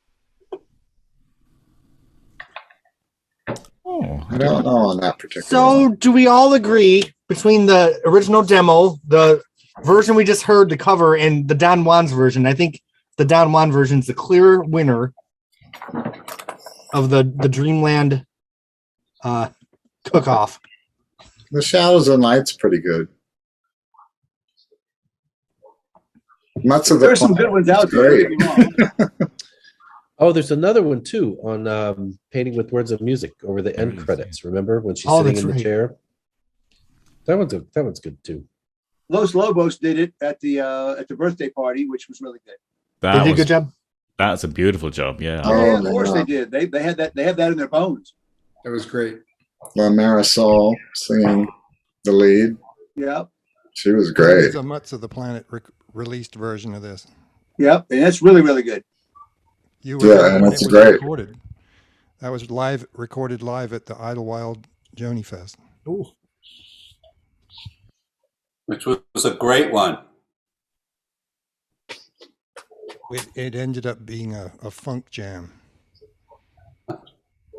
I heard or read somewhere that the origins of this song were from a trip that she made to Carnival in Rio with Don Elias, maybe. And I don't know if there's anything to that or not.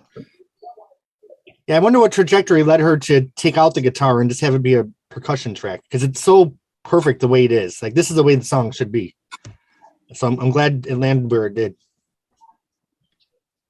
What is that very, very low drum? Called a surdu. Surdu. It's a Brazilian bass drum. You wear it on a sling and on your side, and it's played with a large mallet, like a woolen mallet, and you can mute it with your left hand. So you can play a mute stroke and then an open stroke. So you go do do do do, and that's kind of the 1-2-1-2 kind of feel behind samba.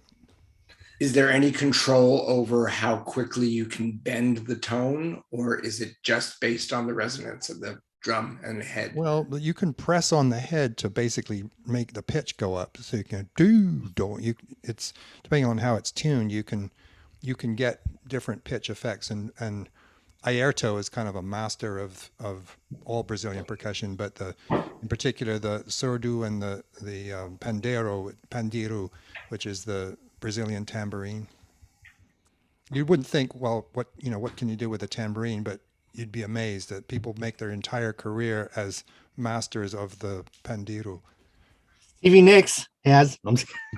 Let me tell you, there was a lady I used to work with in Florida, and that woman grabbed the tambourine in my class and did things I had never heard. And she was like, she was a church lady. She went to a Baptist church, and oh my God, did she play the hell out of that tambourine? I was like, damn, girl, all right. Dave, I remember you talking about how on the overture, the mastering, there were some really quiet parts and some really loud.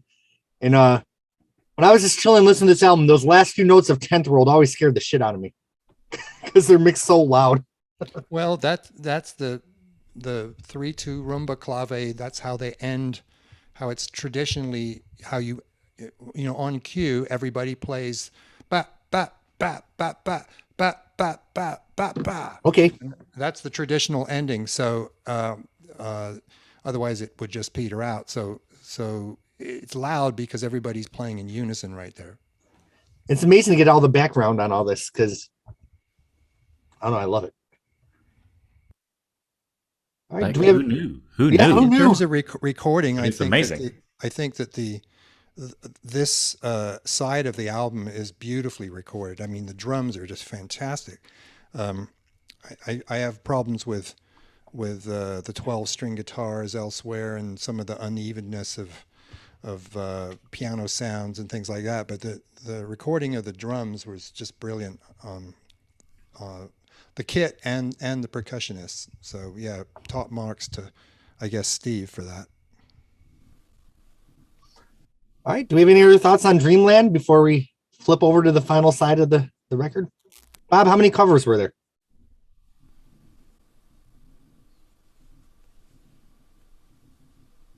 Did you hear me? He's looking. Oh, he's looking. No one gonna talk about Shaka? Yeah, talk about Shaka.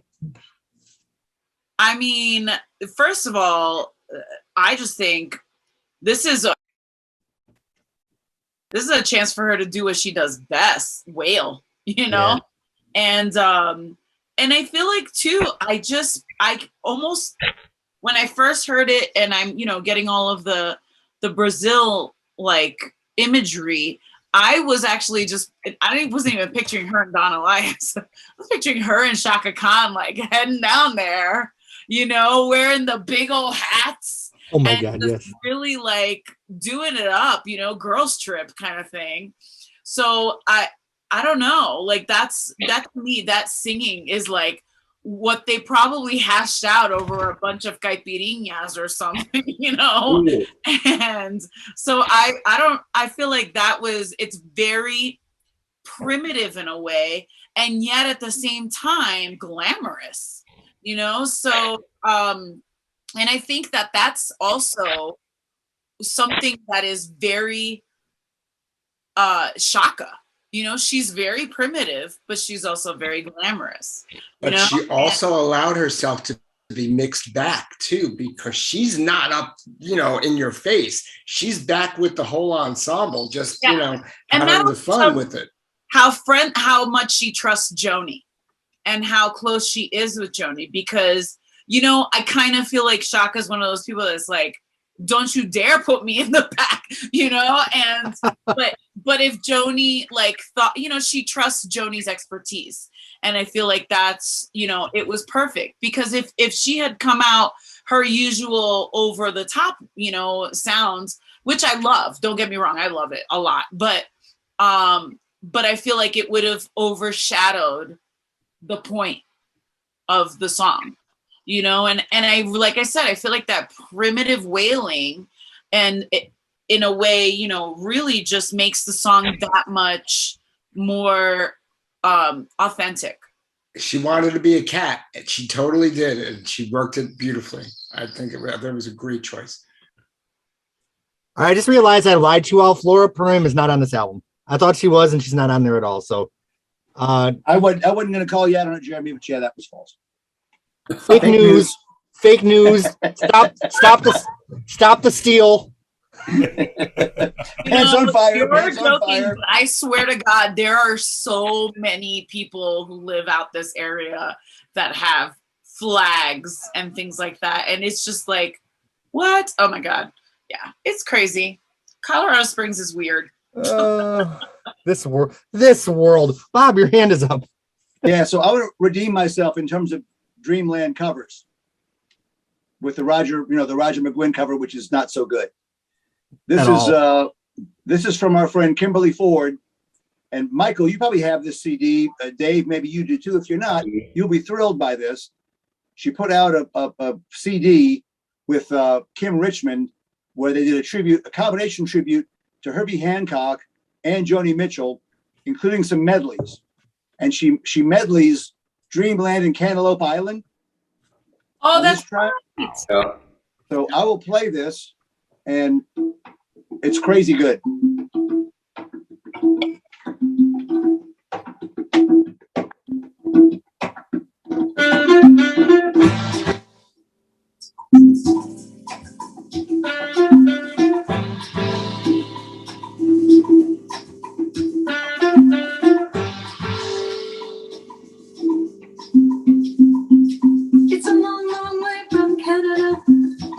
From snow chains, don't get them to slice and coke and not.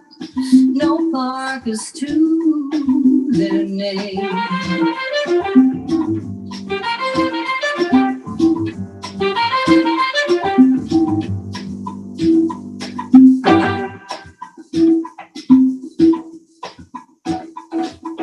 Black baby's covered in bacon flour. The cook's got a carnival song. They're gonna lay down someplace shady. Dreamland coming up. Dreamland, dreamland, dreamland, dreamland.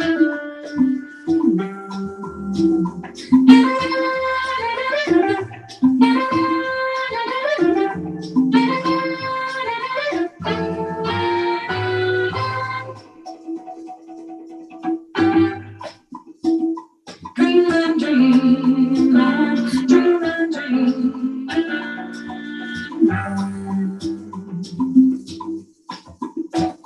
Good time, Mary and a fortune hunter, all dressed up to fall the drum. Mary and a feather love, misfortune with the rose on her big game gun.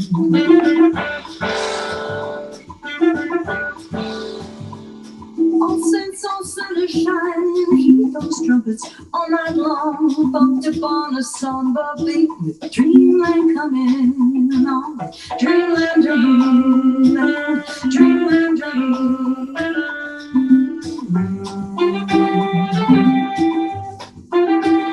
Dreamland, dreamland, dreamland, dreamland.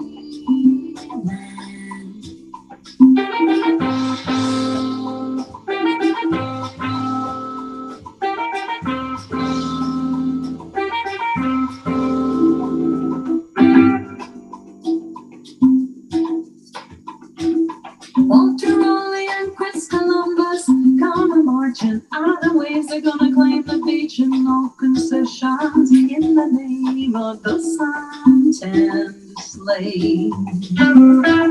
I wrapped the blood around me like a dirty, the more so wrong, and I lay down thinking that dreamland coming on, dreamland dream.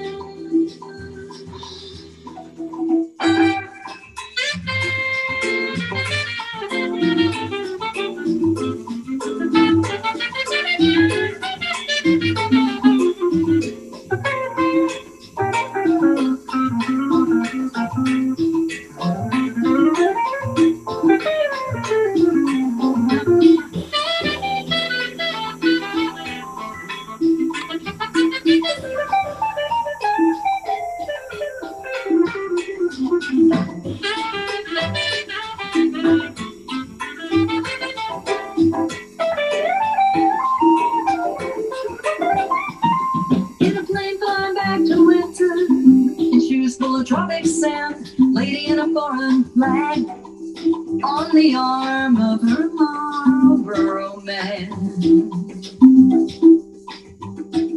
The hot cows in New York City, 6-foot drifts on Myrtle's lawn. They're gonna push the recline buttons down. The Dreamland coming on, Dreamland, Dreamland, Dreamland, Dreamland.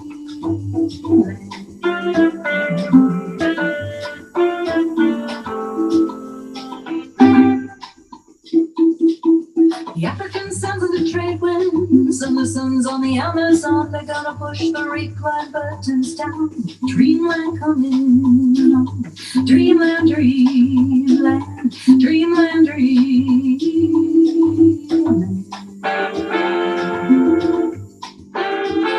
Dreamland, Dreamland, Dreamland, Dreamland.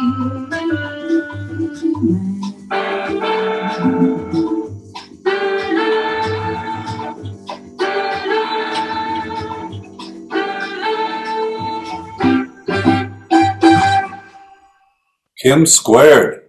That's Sorry pretty if that cool. was excessive, but I just think that's pretty brilliant. That's tasty. That conga player is great. Yeah. She's What's the name having of that? surgery, she's having a knee replacement. Yeah. So good wishes. What's the name of that album, Bob? I'd have to look at it. She sent it to me and she said, "Don't send this to anybody else." Oh, okay. But I can tell you in just a second because I had it pulled up. Yeah. A tribute to Joni Mitchell and Herbie Hancock is what it's called. Okay. Yeah. If you want a copy, I can send you a copy. It's some really brilliant medleys. Some songs are all Herbie, some songs are all Joni, some are medleys, and I think Cantaloupe Island and On her Dreamland. website, isn't it? Huh? I think it's on her website. Oh yeah, yeah, it could be. Yeah. Okay. Go on Kimberly Ford's website, and see if you can Kimberly Ford sings. pick it up. It's a great record, and I think it's a medley the way a medley should be done. Yeah. Not like I'm going to do one song and then do another song. It weaves back and forth through the two songs. Just A mashup. And I think for me, it helps to show how much jazz is involved in Dreamland. Yeah. All right. Do we have any other thoughts on Dreamland before we move on to the final side of the record? All right, do y'all want to take a little break from it? All right. All right, welcome back to Phonogenics 101. We have made it to side 4 of Don Juan's Reckless Daughter. We all have drinks in hand or popsicles. And we're about to spotlight David, who's going to sing us a cappella rendition of the title track. David, take it away. All right. Oh, okay. So I want to say this, but so I have been wailing this song as I walk down the streets for 30, 35 years now. I sing it all the time. And on my way to the Mendel Gallery thing, I did a road trip from Texas to Saskatoon, and I was in some Canadian national park, and I was hiking through the woods, and there was a cliff beside me that went straight down, and I got to the line that said coils around feathers and talons on scales, and an eagle came up with a fish and flew right in front of me holding this fish. So powerful song. Here we go. I'm Don Juan's reckless daughter. I came out 2 days on your tail. Those 2 bald-headed days in November before the first snowflakes sail. Out on the vast and subtle plains of mystery, a split-tongued spirit talks. He's noble, just like a nickel chief, striking up a honky-tonk jukebox. That spirit says snakes along the railroad tracks. It says eagles in jet trails. It says coils around feathers and talons on scales. She says gravel under the belly plates. It says wind in the wings. He says big bird dragging its tail in the dust. Snake kite flying, but on a string. I come from open prairie, giving wisdom and a lot of jive. Last night, the ghost of my old ideals reran on Channel 5. And it howled so spooky for its eagle soul, I nearly broke down and cried. But that split-tongued spirit laughed at me, said, your serpent cannot be denied. Our serpents love whiskey, they love the romance of the crime. But didn't I see a neon sign fester on your hotel blind? And a country road swoop off the wall and taunt the back room at that bar and put me at the top of your danger list just for being so much like you are. You're a coward against the altitude, you're a coward against the flesh. Coward, caught between yes and no, reckless this time on the line for yes, yes, yes. Reckless, brazen in the play of your changing traffic lights. Coward, slinking down these halls to another restless night. As we center behind the 8 ball, as we rock between the sheets, as we siphon the colored language off the farms and the streets. Here in good old God Save America, the home of the brave and the free, we are all hopelessly oppressed cowards of some duality, of this restless multiplicity. Restless for streets and honky-tonks, restless for home and routine, restless for Netflix, house pets and her, restless for the likes of reckless me. Restless sweeps like fire and rain over virgin wilderness and prowls like hookers and thieves through boat-block tenements.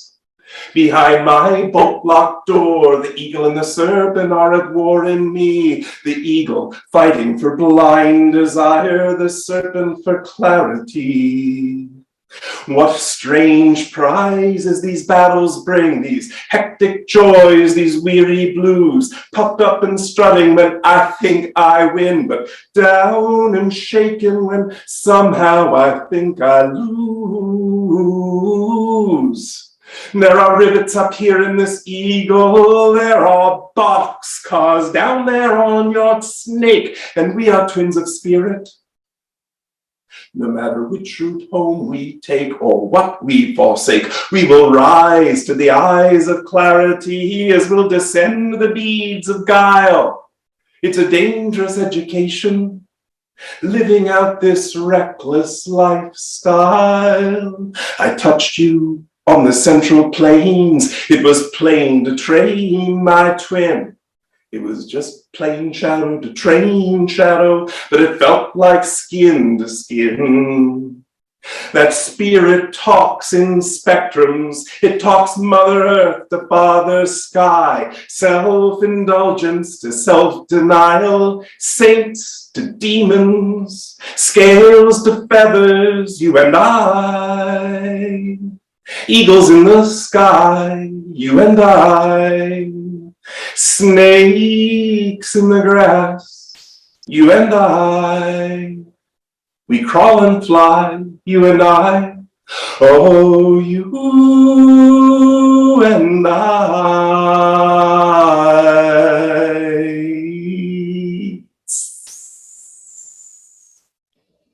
Wow.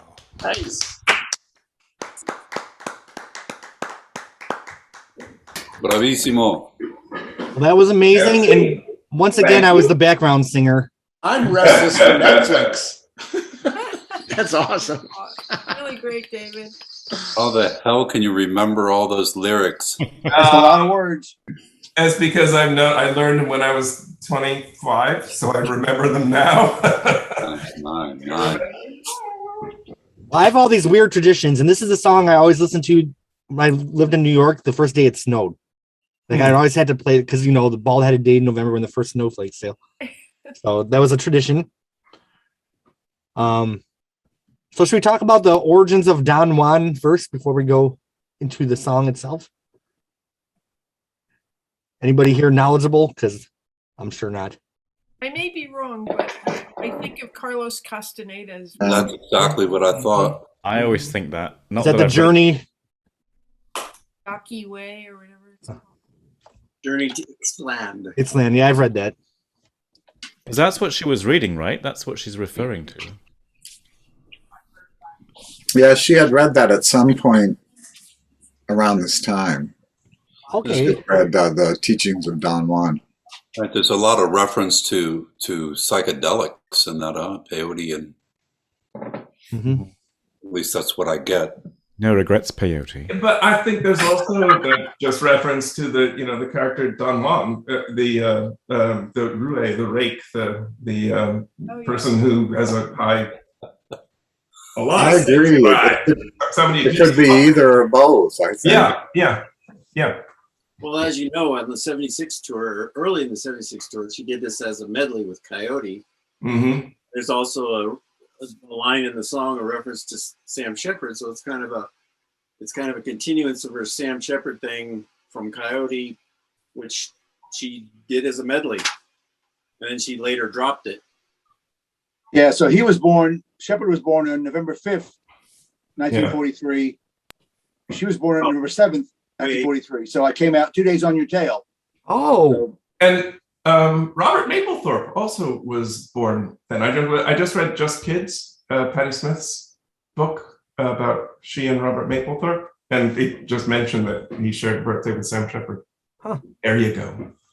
And I think the bald-headed refers to the numbers 5 and 7, right? They just have a flat top. Oh. What? That's interesting. I was thinking more along the lines of like November's usually pretty dreary. Yeah, that's how I was thinking that was the leaves had fallen off the trees, and that's why everything was bald. I thought it was just because newborn babies don't have hair. I think David's right on that. Yeah, there's two bald-headed days. These two bald-headed babies were born in 43. One November 5th, one November 7th. But they were bald-headed days, not bald-headed babies. Well, they're bald-headed days because the babies were bald. Okay. Trees are bare, and They weren't hairy days. At least in the northern hemisphere. For the child, it was a bald-headed day. I have a question on the though. flat top. So the lyrics and the fact with Dave singing, it makes me think of it's very fervent. It kind of reminds me of like a sermon in a way, and I don't know if it was colored because of your imagery behind you as well, with this very kind of church-like chair. But when I think about it, snakes in the grass and things like that, yeah, there you go. Like that to me gives this very almost like a Southern Baptist, like a fiery preacher, fire and brimstone kind of thing. So that I thank you for that, because I never thought of the song that way before, but you're coupled with everything else, it kind of changed it for me a bit. I love the rhythmic drive to it too. Just boom, boom, boom, boom, and the lyrics are really fabulously rhythmic.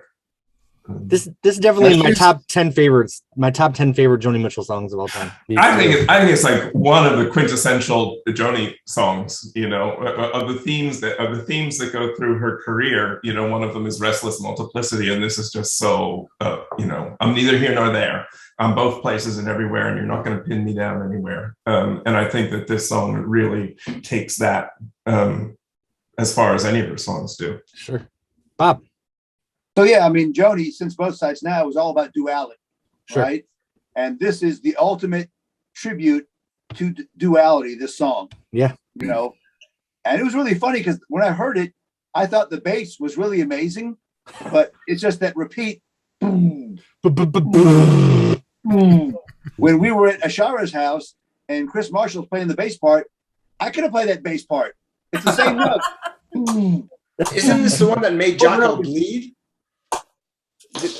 Didn't he bleed from this? He did, and he wished he did something else to his axe that by the time he'd finished recording it, he thought, "Damn, I should have saved this for my record." Oh.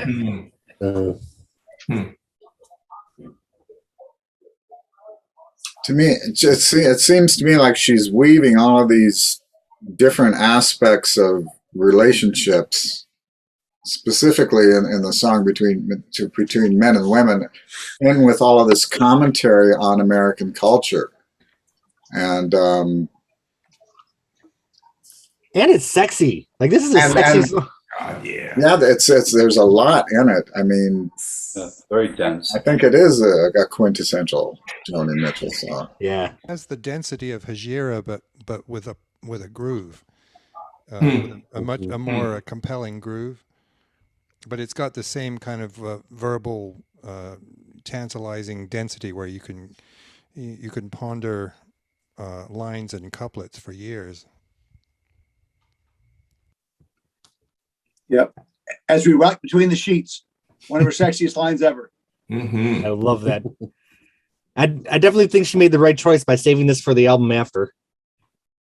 This isn't got any questions in it. She's completely got understanding all the way through this. Yeah. She knows exactly what. There's no questions. This is no questions. Why do you think she left this off Hejira, Hajibu?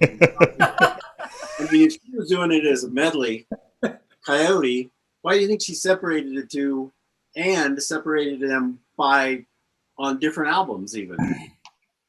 Weird.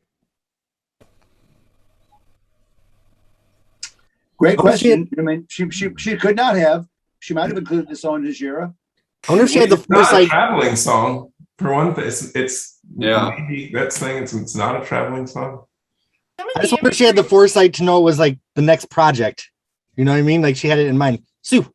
No, I just wanted to say that it kind of has the same imagery as Amelia too, with the landscape, going on with, especially I love that whole line about, there are rivets up here in the Eagle and boxcars down on your train. You can just see the flight going on. Yeah. Really cool. To me, that's saying we have these same aspects in both of our personalities or whatever. There's the rivets down there on the train and the rivets in the Eagle and the boxcars. She's saying in a lot of ways were the same. That's what it says to me. I don't know. To me, Coyote is more personal and more about this one incident.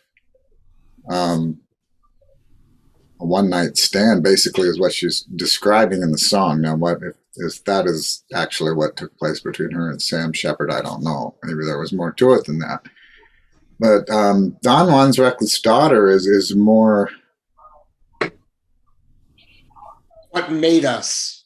What's that? What made us? You know, there's perspectives for both of them, which is what I see where I see the Amelia portion of it coming through, because that's why I think this song might have fit well within Hejira, because I maintain that Hejira is a lot about perspectives, and this song is again about perspectives. And she's, I think, talking to, whether or not it's Sam Shepard or just, you know, the lover in her life, that what made us, this is, you know, we're different and this is how we're different. And she explores those two assignments for each of them so brilliantly. It's a great piece of writing, and I'm glad she held it.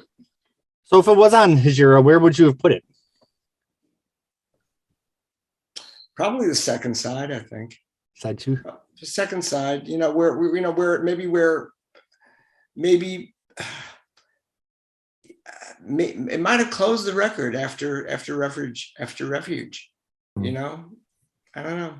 What did anybody else have a thought? I mean, I think I agree with Dave in this whole idea that it starts off. I mean, it's grooving, so it should be an opener song.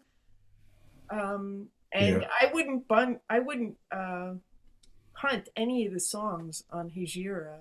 No. For Don Juan's Daughter, you know. And time-wise, it wouldn't fit. It would have taken another album. It would have been a double record set because it's just too long. And I think it really belongs where it is on Don Juan's Reckless Daughter, because like I said earlier, to me this is the flip side of Jericho. This whole fourth side of Don Juan's Reckless Daughter is about the devolving of this relationship or relationships period. Don Juan's Reckless Daughter is more general to me than specific. She's talking about, and she's including herself in this, you know, she's not saying that she's perfect or exempt or anything. No, I don't know. I'm not expressing myself very well here, but yes, you are. I think Mark, you're on the right track. I think Chris alluded to this as well. You know, she was doing Coyote and Don Juan as medley, and I think, like somebody said, I forget who it was. I'm sorry. Coyote was about an event. You know, this was an event in my life. This was an event with Sam Shepard. And then I think she thought about that more, and she gave a larger, wider perspective on Don Juan. And after doing it as a medley for a long time, or for a few shows or whatever she did, she felt, you know, they don't have the same feel. They don't have the same perspective. I need to separate them again. Thank you, Les. You clarified what I was trying to say. Mail? What? Checks in the mail? So I get a lot of, I feel like it's you know, she's tripping, that the imagery feels like hallucinating to me, despite, you know, some of the actual references to the relationship and so on, that, you know, the serpent and the tongue and, you know, all of that really evokes an acid trip, or maybe, you know, peyote, Jamie, or mescal, something. One thing I found interesting was that in Nietzsche, the eagle is human pride and the snake is wisdom. Which is kind of the opposite of what she's saying in the song. She did change the lyrics from the eagle fighting for, it had been the serpent fighting for blind desire and the eagle for clarity, and then she changed that to the eagle fighting for blind desire and the serpent for clarity. And I don't know, I always thought that was, they were fighting to understand against their nature, that the eagle's nature was clarity, and so he had to fight for blind desire, and vice versa. I wonder too if that's why, on David's rendition, I kind of got that sort of fire and brimstone sort of thing, because when you listen sometimes to the, those kinds of sermons, they do lend themselves to almost like you're tripping, right? Because there is such vivid imagery that they use, and usually it is they are things like serpents and things like that. So I wonder, I mean, I know that we're talking about the duality and all that stuff, and that 100%, but isn't that also like the whole thing, the duality of man in general? And that's also a huge thing in terms of religion, which I know, okay, we're maybe I'm getting like going a little crazy, but at the same time I'm like, that is something that I feel like Joni has been struggling with within her entire career, is this whole sort of push and pull with religiosity, and so I wonder if that even made its way in there, or if it was just a really, really vivid, like she did, ayahuasca or something. I don't know. It's about spirit. I mean, it's about being taken by the spirit. Speaking in tongues. Yeah. That's what it reminds me. And the whole back to the garden thing with, the idea of a serpent, and the split tongued, and that a little bit of that, bringing that along with this, this fire and brimstone testifying that she's doing here is very, very, very much a little bit of the tent. There's a tent working here, I think. I love connecting songs through a discography, and we had the Canadian national anthem in A Case of You, and now we get a little Star Spangled Banner here in this one. Yeah. Oh, say, can you see? The other thing, just as I've been singing this for the past couple of days, what has come out to me is that the lines, restless sweeps like fire and rain over virgin wilderness and prowls like hookers and thieves through boat-like tenements. And I just love the difference in the scale. Yes, it's restless, but one of them is like restless over, the landscape. And the other is restless, like, give me another, what's going on here? And I just love that, that embrace of those two scales, actually through the whole song, Sweeps like fire and rain through virgin wilderness. It prowls like hookers and thieves through boat-locked tenements. She didn't have to be the pimp on the cover, because there are hookers on the album. Bob, your hands up. Well, yeah, I always thought it was really cool. And the first time I heard this album was on headphones. So I heard the Elbwid. Is that right? Elbwid? Yeah. When he echoes the vocals. Boyd Elder. Part of the song. And I thought that was really, really amazing. And then she credits in spirit Bobby Hall and Manolo Badrena. Oh yeah, Bobby Hall's back, who we love here, right? She's in spirit. So I don't think she's on the recording. Oh, she's not on the. She's in spirit. But the split tongue spirit is voiced by the artist Boyd Elder.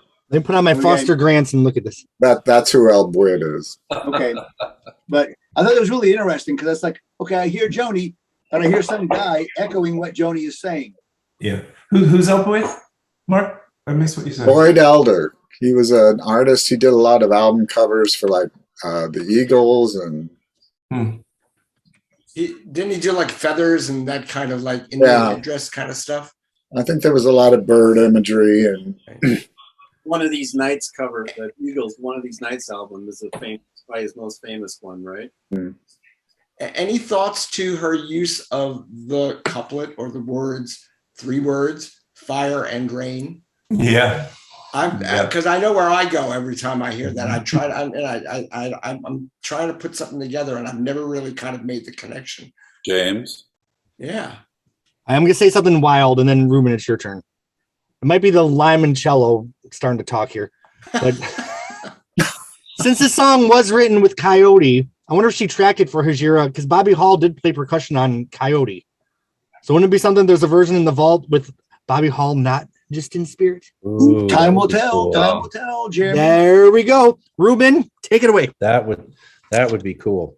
I don't know. I've always wondered about that Fire and Rain line. It seems like she had so much going on at this point that it would be kind of a weird thing for her to shout out a James Taylor reference, but maybe she did. I don't know. A flashback. Yeah. In thinking about, we're talking about where we would put this if you rearrange the album. I think this would make a great album opener, but I would still stick it after Overture, maybe bump Cotton Avenue towards the end where this one was. And I love Cotton Avenue, but this has more weight to it somehow. So have the overture go right into Don Juan's Reckless Daughter? Yeah. Okay. Wow. And if we were talking about it, how it was too long, and that's why it was a double album, if she dropped the overture completely, could it have fit on two sides? I mean, the overture is pretty long. It could have fit on one album as is, and you can have up to 72 minutes on an LP. Todd Rundgren, 72? Initiation 68, and you know the trivia here. But when they were designing the compact disc, they were trying to figure out, well, how much time should we be able to fit on a compact disc, and so the musicologist said, well, the longest piece of music is Stimmung by Stockhausen or something like that, and it's 72 minutes. So we'll make it 72 minutes so that Stockhausen piece can go on a CD. And that was all they needed to do to decide on the file capacity of a CD. I heard it was Beethoven's Ninth. Yes, that's what I heard too. Who's got the Night Ride Home Cricket? It was based on one piece of music, whether it was Stockhausen or Beethoven, and it was classical music people that made the decision. But then of course the CD was revised so that it could fit 80 minutes. So when you go and buy a blank CDR, it can fit 80 minutes or 79. But yeah, anyway, this album could totally have fit on one LP, but there's a bit of a trade-off in volume. The longer the album, the quieter the album is. And is it to do with also the dynamics? Like bandwidth requires bass requires a right. The bass like the grooves get smaller and thinner, so or narrower. So that's the trade-off. All Jocko's fault. Which is it's a worthy consideration. But I remember on the LP of Todd Rundgren's Initiation, it actually said, I advise you to copy this album to a cassette so that you'll get more low end. Wow. Yeah, Chris, I hear some kind of strange noise. I heard it in the last one too. It sounds a little Somebody's bit got like a cricket. No, there's a loud cricket by our window, and it sounds great, actually. No, it stopped.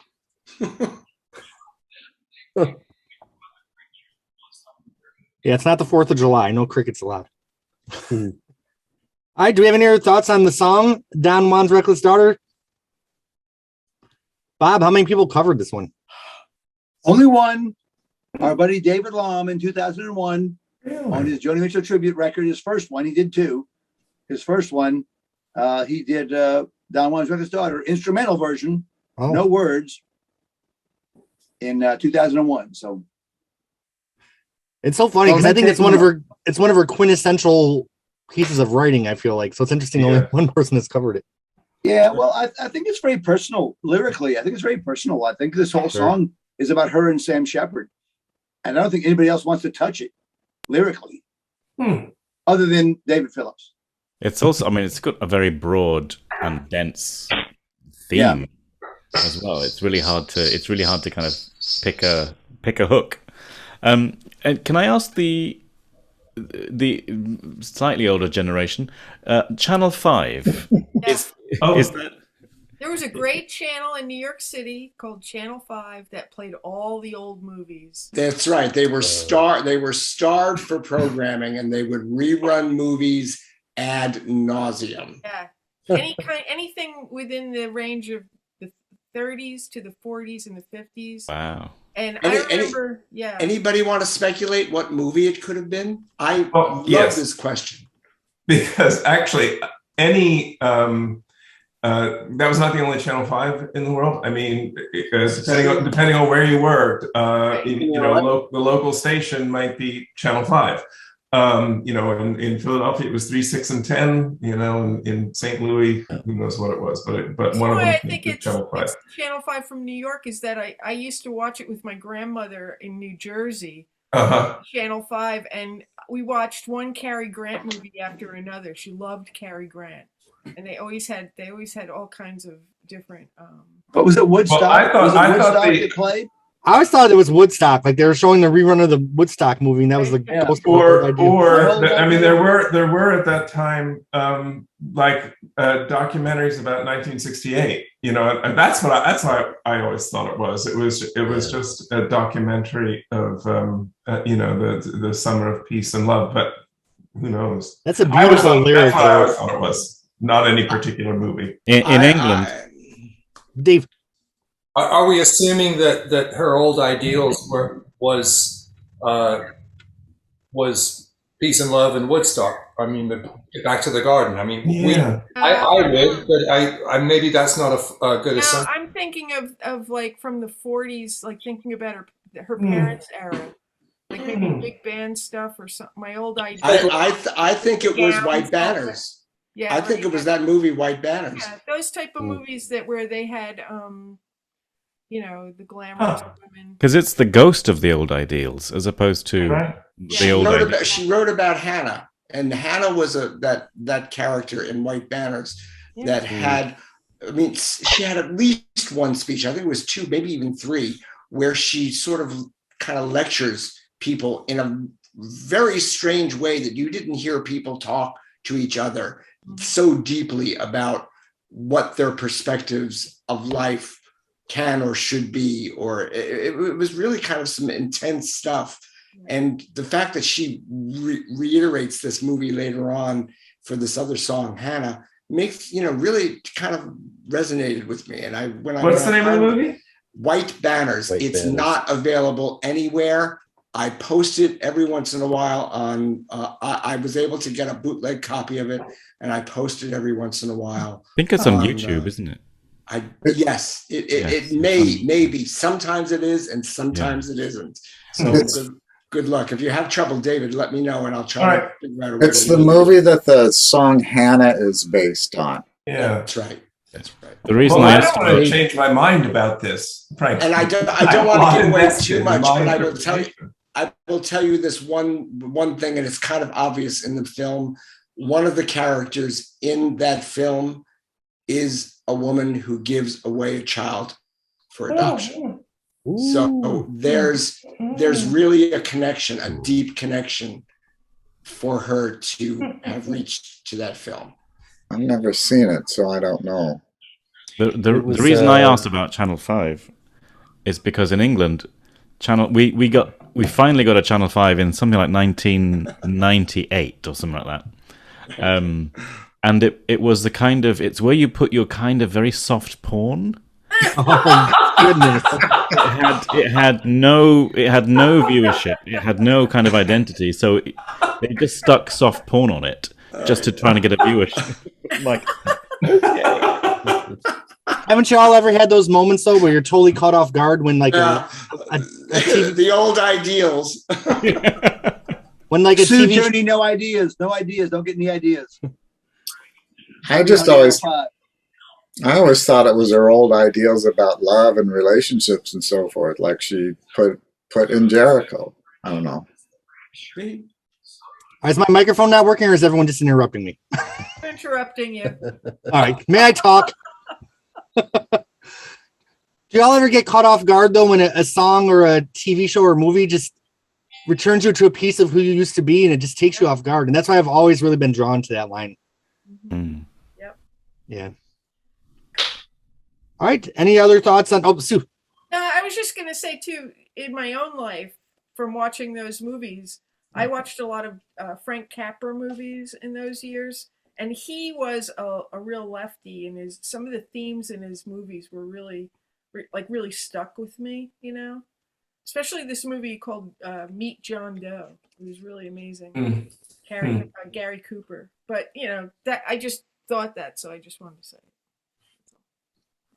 It's true. The strength of the everyman, or you know, coming up and triumphing over against the odds. Exactly. And so once we get through the whole discography, we'll do a second series where we take a song and go line by line. I feel like we could talk about this song for hours. I mean, there's just so much packed in. It's very dense. It's a great song. Now this makes me want to see White Banners. I've never heard of that, and it was 1938. 1938. Faye Bainter. Faye Bainter, yeah. Who I love. I've never heard of this. Who was the father was Claude Rains. Claude Rains, who is a fantastic Jackie actor. Cooper was the kid, Mm-hmm. and it. I know a very different kind of family. Very different.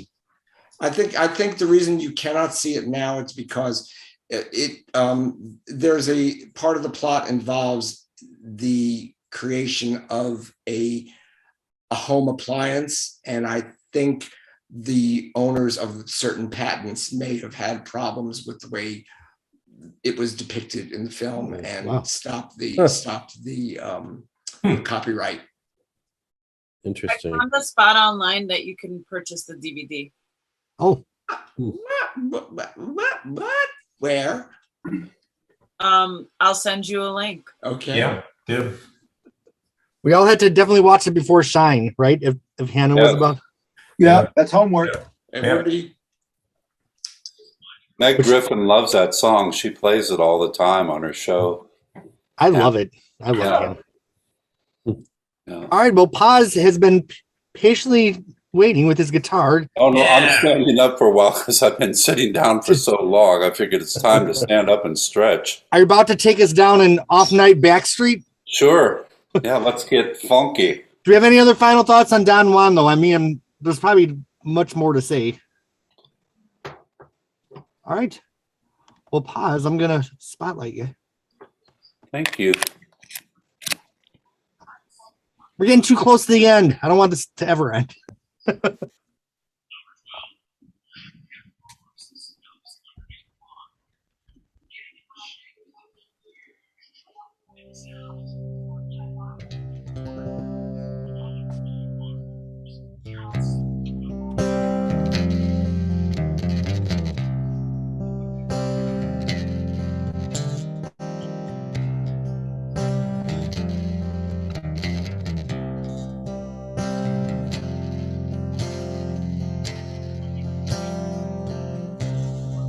Maybe I'm just kidding myself when I say I love you.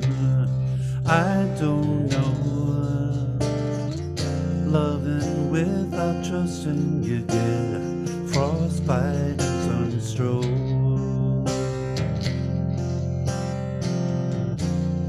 I wish I felt nothing. You pimp, laughing and strutting under my chartered seat. You rolled off night back street.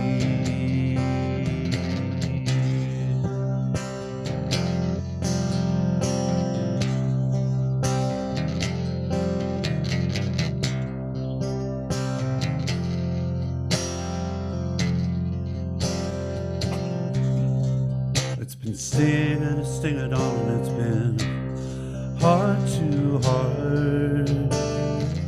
You still keep me from getting any new love that I start.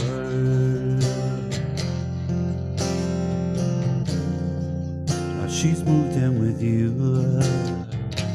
She's keeping your house neat and your sheets sweet, and I'm your off night back street.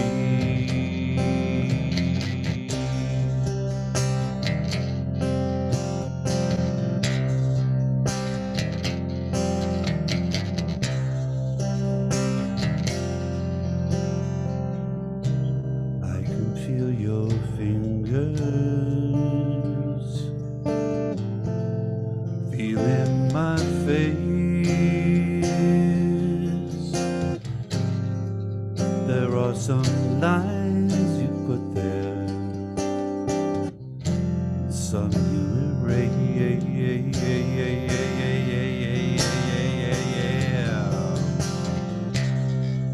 Maybe I'm just dramatizing, I said. I don't care. It's home. It can be heaven when we play fair. But these sentimental journeys, late at night, high in some back room, you're calling me to be your off night backstreet.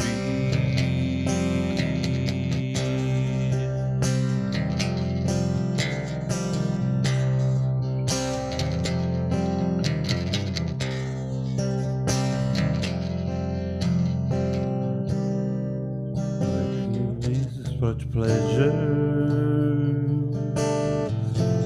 you give me such pain. Who left their long blonde hair in a bathtub drain?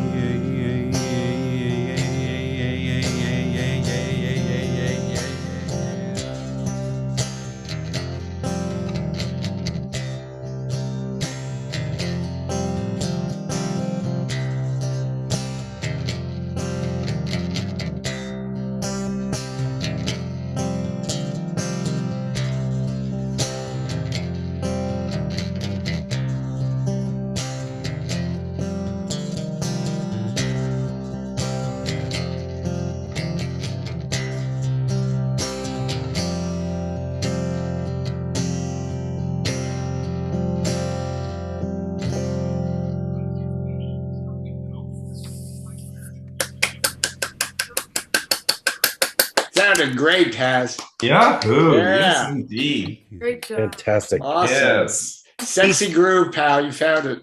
Yeah, these kick-ass versions just keep coming. Yeah, I love the groove to that song. It really is amazing. I didn't realize till you're playing just how kind of unique it is. Like I can't think of another Joni song that quite has that groove. Yeah. All right, where do we start? JD Souther, is that how you say his name? Glenn Fry and background vocals? Yeah, background vocals. Huh. Was this a single from the album? Yes, that was the A side with Jericho as the B side. And was it the lead single? So this is what they used to promote the album? And it went nowhere. Yeah, it went nowhere. Huh. I feel there is a commercial song in there somewhere. I think Jocko's bass playing. I've always thought it's a really tight pop tune. Actually, it starts, keeps going. 3 minutes later, it's done. Yeah, I like it. It wasn't edgy enough there for radio. Yeah. I'm trying to think of what was out in '77. Carly Simon, Nobody Does It Better. For some reason, that's what's coming to my mind. And a lot of power ballads. Power ballads. Rumors was all over the place. Mm-hmm. This is the other tune that Mike Gibbs orchestrated on the album. I was just going to ask you about that, Dave. I mean, not that the orchestration is that special, but they must have thought enough of the song to hire him to write some charts. Maybe that was her trade-off to keep the 10th world. I just always feel put some fiddles on it. I felt like Jocko's playing did make it less commercial than it could have been if it was going to be a pop song. I love it the way it is, of course. For me, it's kind of a minor song. I mean, I enjoy it, but I don't feel like it's an important song. Anybody else? I agree with you. I'd agree there too. I know what you mean. It feels like it's got all the Joni standards, but it's not. There's nothing that bites about it. There's a nice twist in the tail, as it were, with the who left her long black hair in their bath, all that kind of stuff. Mm-hmm. But beyond that, there's kind of like I don't know. It feels like it was a good song to kind of get the band in on, but yeah, it sort of doesn't go up a level, right? For me, I've always been really intrigued.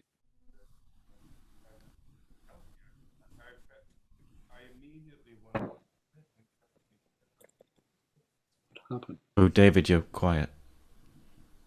Can't hear you. David, we lost your sound. I don't think you're on mute though. He's not muted. No. Hey. So while David's figuring that out, I'll just say I think this song addresses an interesting, very interesting topic. Can y'all hear that? Can y'all hear me? Yeah. Okay. Interesting topic about the girls that are the girls that guys go to when they can't get the girl they want, and they go to get the girl they can get. They're off night backstreet. It's an very interesting original topic that Joni addresses here that I don't know of anybody else that ever addressed this topic. It's hard. It's hard to think of Joni in 1977 as anyone's off-night backstreet, though. Oh, I can see. Can you hear me now, by any chance? Yeah. Yes. Yeah. Yes. Isn't it just a side chick? I can see her. I mean, with all the people she's broken up with, you know, and she's always talking about, you know, slinking back. Okay, you know, here I am in Savannah, but I'm still calling you. You know, I can see that. And what I wanted to say before was that there's something about the melody that always intrigued me from the first time I heard it, because I didn't understand it. The feel your fingers feeling my face, lines that you put here and lines you erase. That melody line was always really weird and intriguing to me, and the chordal structure of it was just strange enough for me to really enjoy. I think those are my favorite lines from the song. I mean, there she's saying love can be this wonderful thing that can erase your age, or it can be corrosive and put the lines on your face. The strongest poison and medicine of all. Exactly. You know, I think this song where this gets scary for me a little bit, and where I think it fails kind of a little bit for me too, is she doesn't really acknowledge the other woman. You know, that she doesn't build a character. She's insignificant. Completely, and that is fine. I find that for her to be that dismissive of somebody else in play with her relationship is really, you know, and then equating herself that she's the off night backstreet. You know, she's this, you know, she is nothing more than this nobody is to her. It's kind of like, it's really smarmy. I gotta say, that's where I think I gotta disagree. I think this is a great song. I've always loved it. I think it leads brilliantly into the final song on the album. It's a prelude to the next song. Yeah, it really is. You know, Silky Veils of Ardor. I'm getting a little randy myself right now. Yeah. Yeah. Has there really been an arc though through this record? Do we, you know, suddenly we're building one?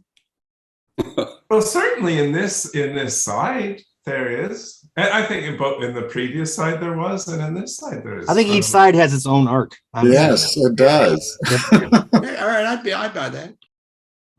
I can't stand these thoughts about rearranging this record, because to me it's perfect the way it's structured.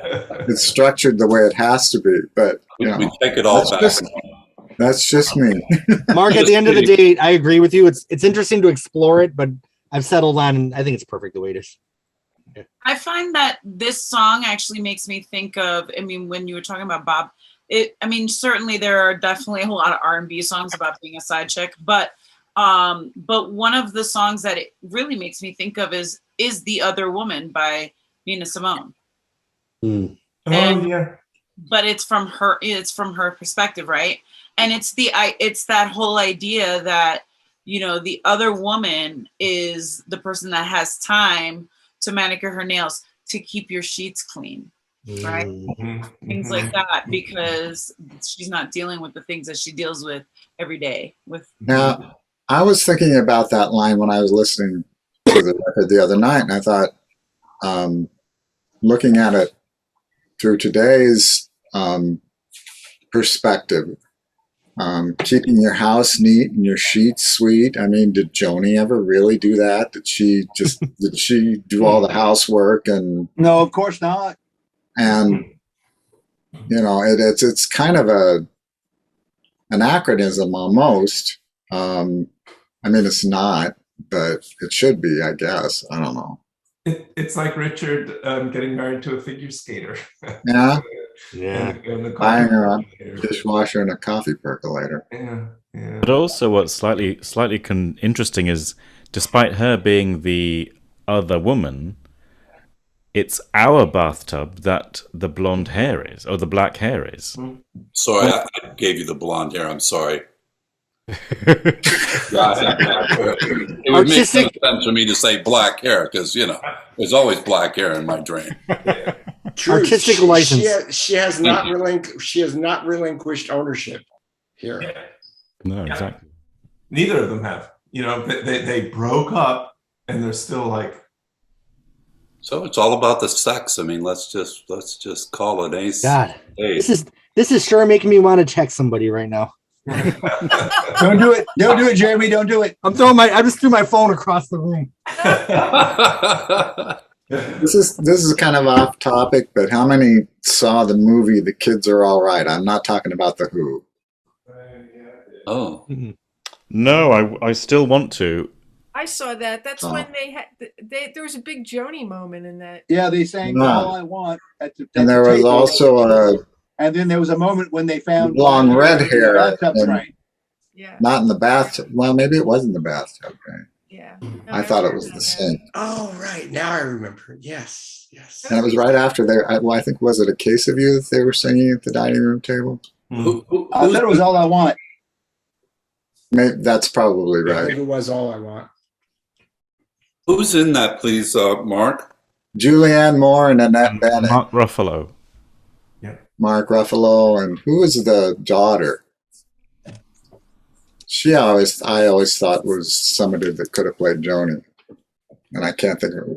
Mia Wasaki, or her last name sounds like it. Wachowski or something. Yeah, right. I think it's Polish, like Wazakowski. Yeah, something like that.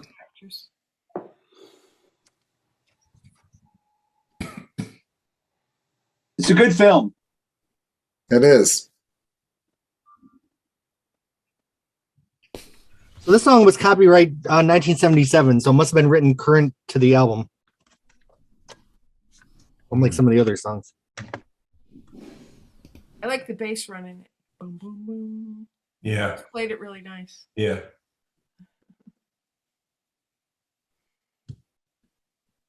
Go ahead. I did a version of that with Christina Fries one time at Tipitina's with a bass player and a drummer. It's nice to play that one, in a jam situation with multiple people. Certainly, I don't do it justice. I just do an adaptation of it, just one guitar. Don't be so modest. No, sounded great to me. I thought it sounded wonderful. Thank you, but it's more fun. It's more fun to be ensemble. I was grooving along with that riff. Yeah. Now I'm just going to talk about my first impression of this song. I've grown to love it over the years, but I remember the first time I heard it, like after the deep psychological musings of Hajira, I just felt like the song was a little simple. But now, I'm like, it's a little simple, but that's okay. The best ones are. But also, I mean, you keep me from finishing any new love I start. Yeah. Is not simple. It's not a simple situation to be in. No. Yeah. Good point. All right. Well, do we, Bob? Did anyone cover this one? Oh, Shahida. Well, I was just gonna say I was just looking up the movie. I haven't seen it, but now I really want to. And so the Neo, whatever her last name is, I can't pronounce it either without sounding bad. She's actually named after Joni in the movie. Oh, right. Her name is Joni, and they specifically mention that she's Annette Bening's character's favorite singer, so she's named after Joni Mitchell.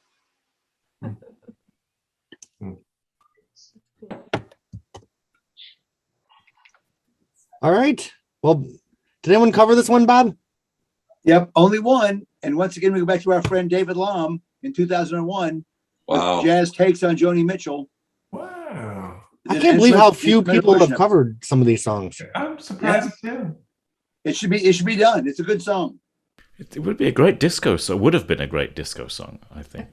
Even though strings were a little disco-y. Yeah. Oh. I also just want to, late at night, high in some back room, you're calling me to be your off night backstreet. That's great. That's awesome. We are now It's great till the next day. We've all been there. All right. Who doesn't like a good booty call? I do till the next day. That reminds me. Yeah, well, I gotta go, you guys. No, I'm just kidding. We'll finish this next time. Yeah, part 3 next week. All right, so we're closing off. Sue, you're gonna take us out, right, with the Silky Veils. Mm-hmm. Yeah, let me set up a little bit here. All I have to do is plug it in. But okay. Show us your Silky Veils, Sue. Silky Veils of Ardor. Yeah. This has been one of the best discussions we've had, I think. This has been great. Oh. All right, what am I doing here? So I'm trying to make you the spotlight, but oh, is Sue spotlighted for y'all right now or no? No, not me. Okay, what am I doing wrong? Is anybody spotlighted for me? There she is. I got her now. Okay, she is now. Okay. Yeah.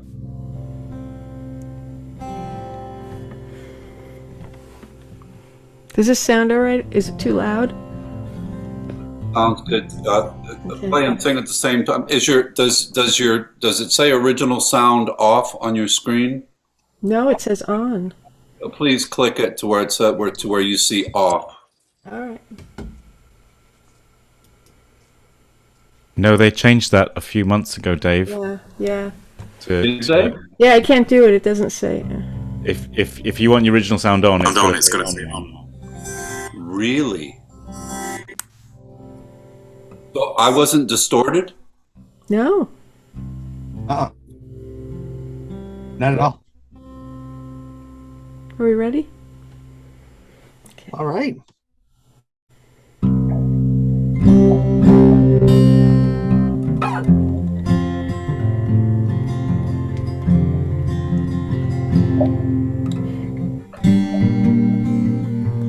I am a poor, wayfaring stranger,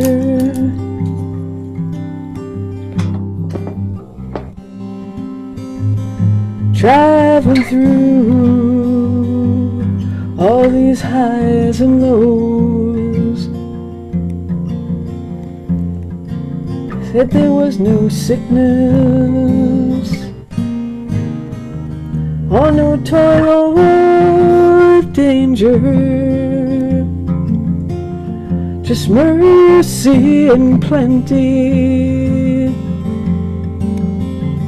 where peaceful waters flow, where peaceful waters flow.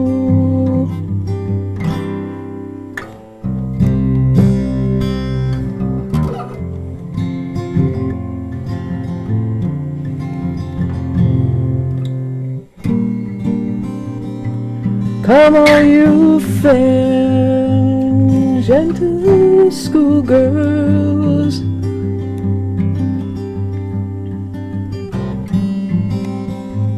be careful now when you court young men.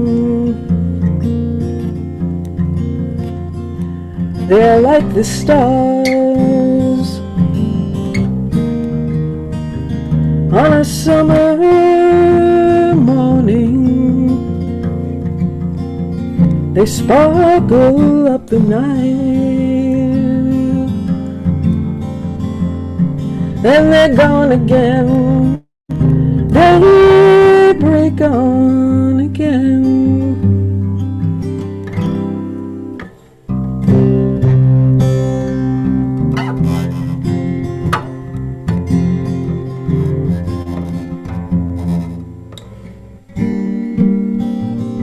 If I'd only seen through the silky veils of water,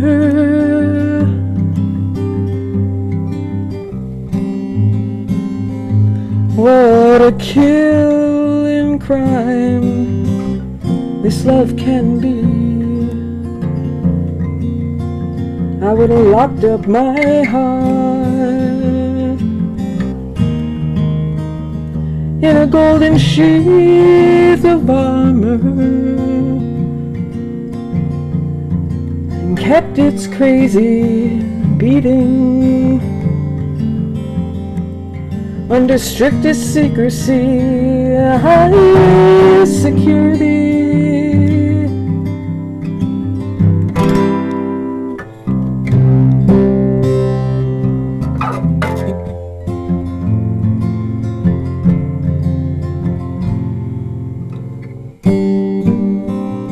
I wish I had the wings of Noah's pretty white dove,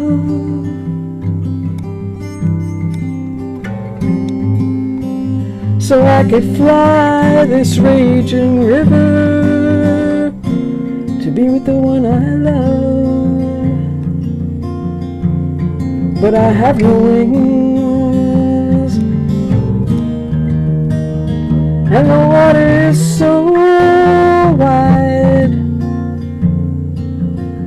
We'll have to row a little harder.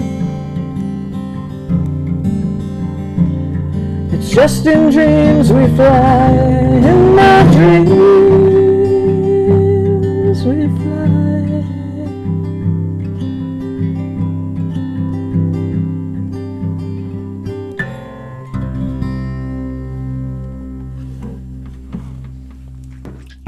Nice. That was beautiful. Awesome. Yeah. Beautiful. Beautiful. Lovely, Sue. Lovely. So I think the Don Juan Reckless Daughter performances were just the best of the best. I mean, they've all been good from the beginning, but there's just really something special about all these to me. I don't know. Sue, just play it one more time. If you do these songs, you love these songs. Yeah. Right. God, yes. There's these. This album has not been covered much, so if you cover a song on this record, you love that song. I mean, you inhabit the song and love it. Mm-hmm. I would like to make a comment about this song. You know, I think most of us came to Joni after her recording career had already started, and I think she burst onto the scene with seemingly no influences. She was like wholly original. You know, the first notes to I Had a King, I mean, just wow, you know. And throughout her entire career almost, she showed no real influences, I didn't think, until this song. This song has 4 verses, and each verse is a different folk song reworked by Joni and compiled into one coherent song. I think it's brilliant.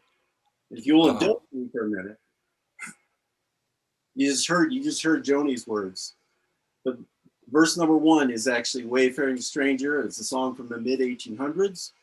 That song goes, I am a poor wayfaring stranger traveling through this world alone. There is no sickness, toil, or danger in that fair land to which I go. Verse number 2, a song called Fair and Tender Ladies from the 19th century. It goes, come all you fair and tender ladies, take warning how you court your men. They're like a star on a summer morning. They first appear and then they're gone. Verse number 3, an old Irish traditional song called "Love Is Pleasing." That goes, "If I had known then, before I courted, that love would be such a killing crime, I'd locked my heart in a box of gold and tied it up with a silver twine." Verse number 4 is actually a song called "Running Bear," which was a rockabilly hit for Johnny Preston in 1959. That goes, "He couldn't swim the raging river because the river was too wide. He couldn't reach a little white dove standing on the other side." And the interesting thing about that last verse is Joni adds Nola to it, which is a reference to the Bible Genesis, the line about Noah's white dove, where he sends his white dove out to see if the waters have receded so they can get off the ark. So that's my compilation of this song, and I think it's a brilliant reworking of 4 completely different songs, one coherent thing. And the last thing I'll say is this is Joni's most out there album to date. It's like it's a kite flying above everything else she's done. And this song goes back to her folk roots, kind of like the string holding the kite down to the earth. Right. I still got my roots. Les, that is freaking fantastic. You blew my mind.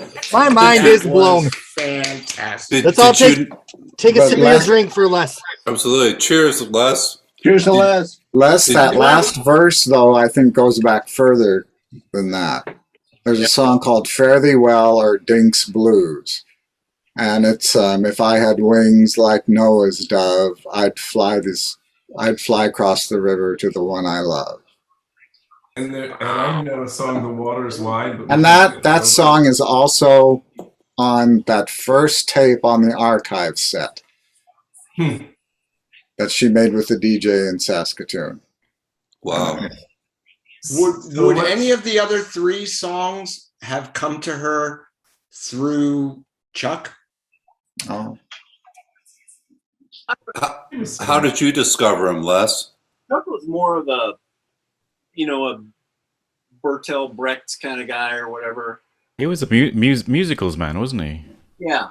He had a lot of folk troubadour root in him too. So what a lot of us didn't know, I didn't know until a couple of years ago.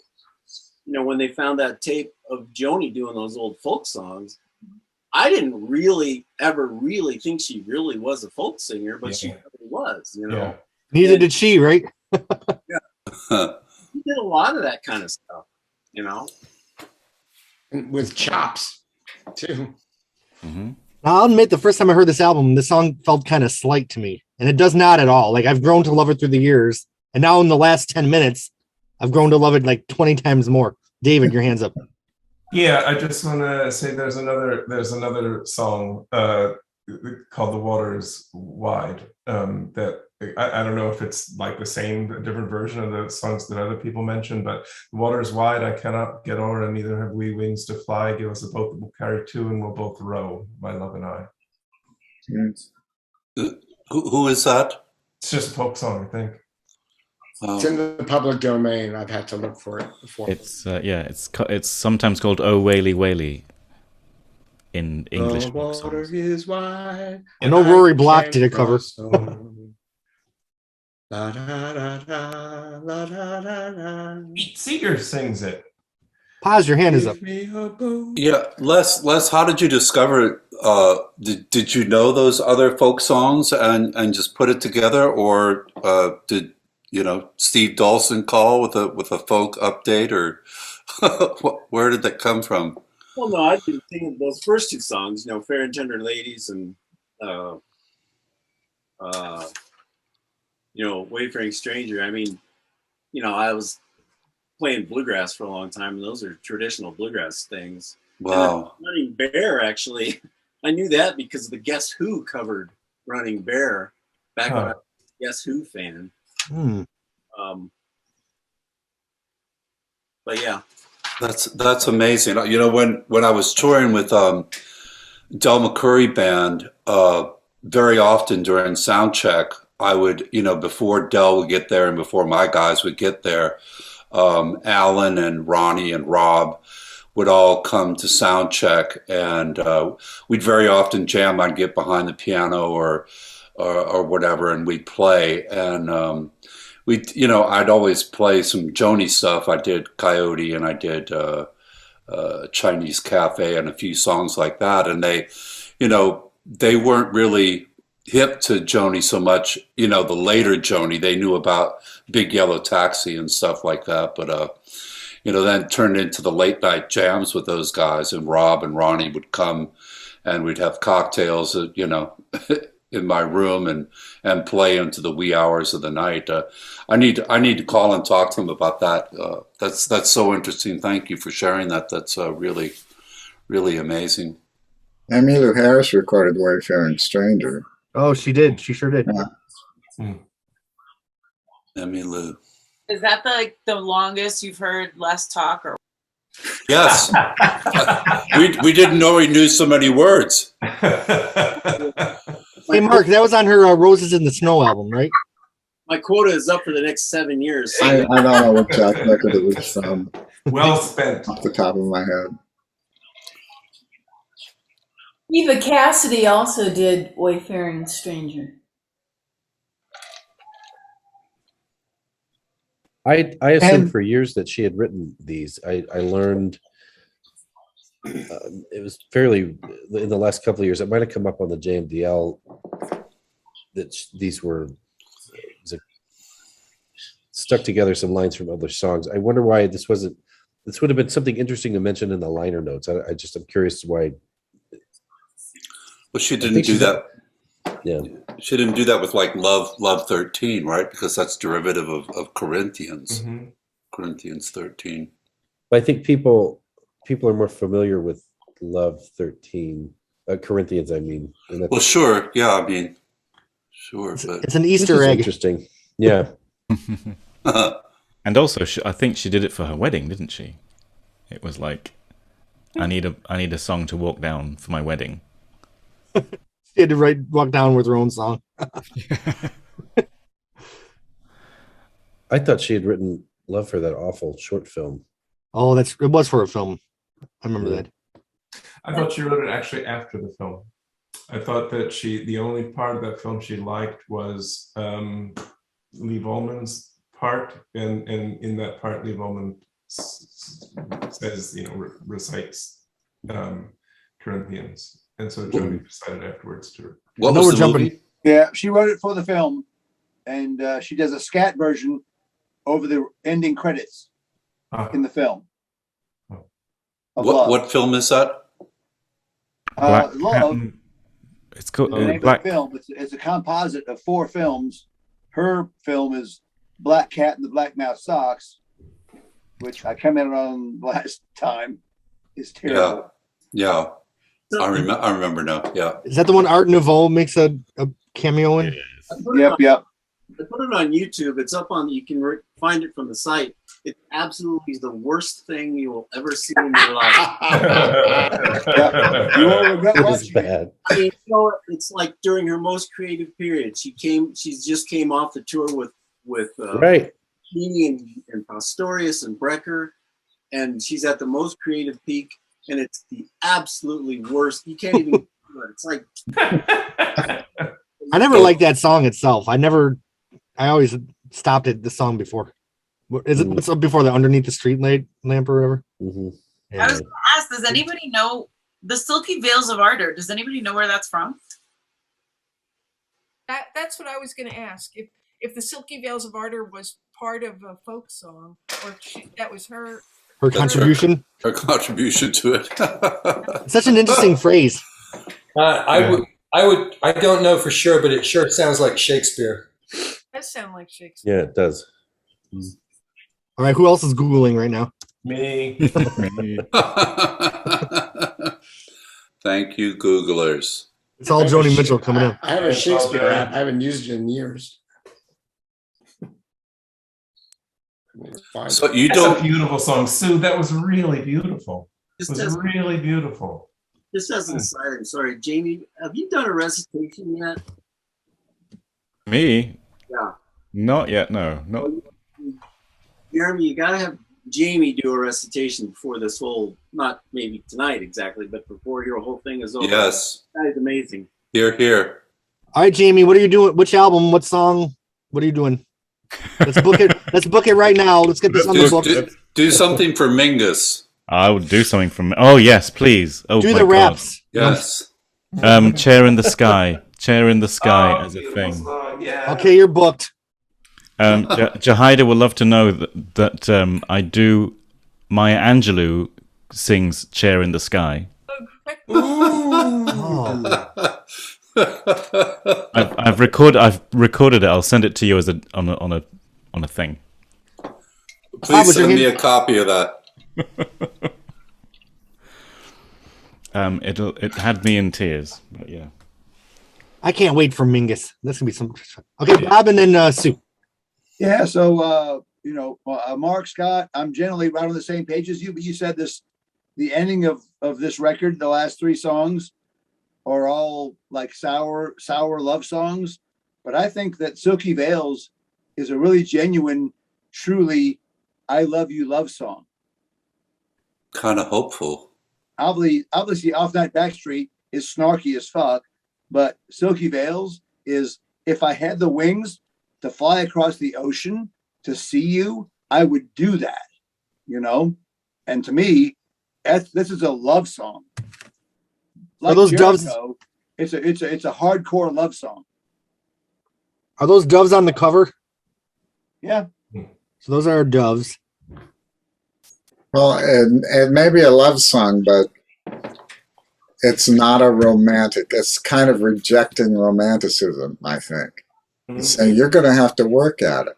It's a guarded love song. So after 30. And it's not wings above the storm. It's working at it. It's rowing a little harder.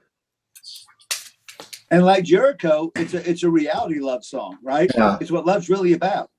There's the obligation. There's the courtship, that whole obligation kind of way of going about courtship that is indicated and looked at from afar in all four verses. There's a lot of disillusion too, though. I mean, you court young men, they're like the stars on a summer morning. They sparkle up the night, then they're gone again. If I had only seen through the silky veils of art, I'd have locked up my heart in a golden sheath of armor.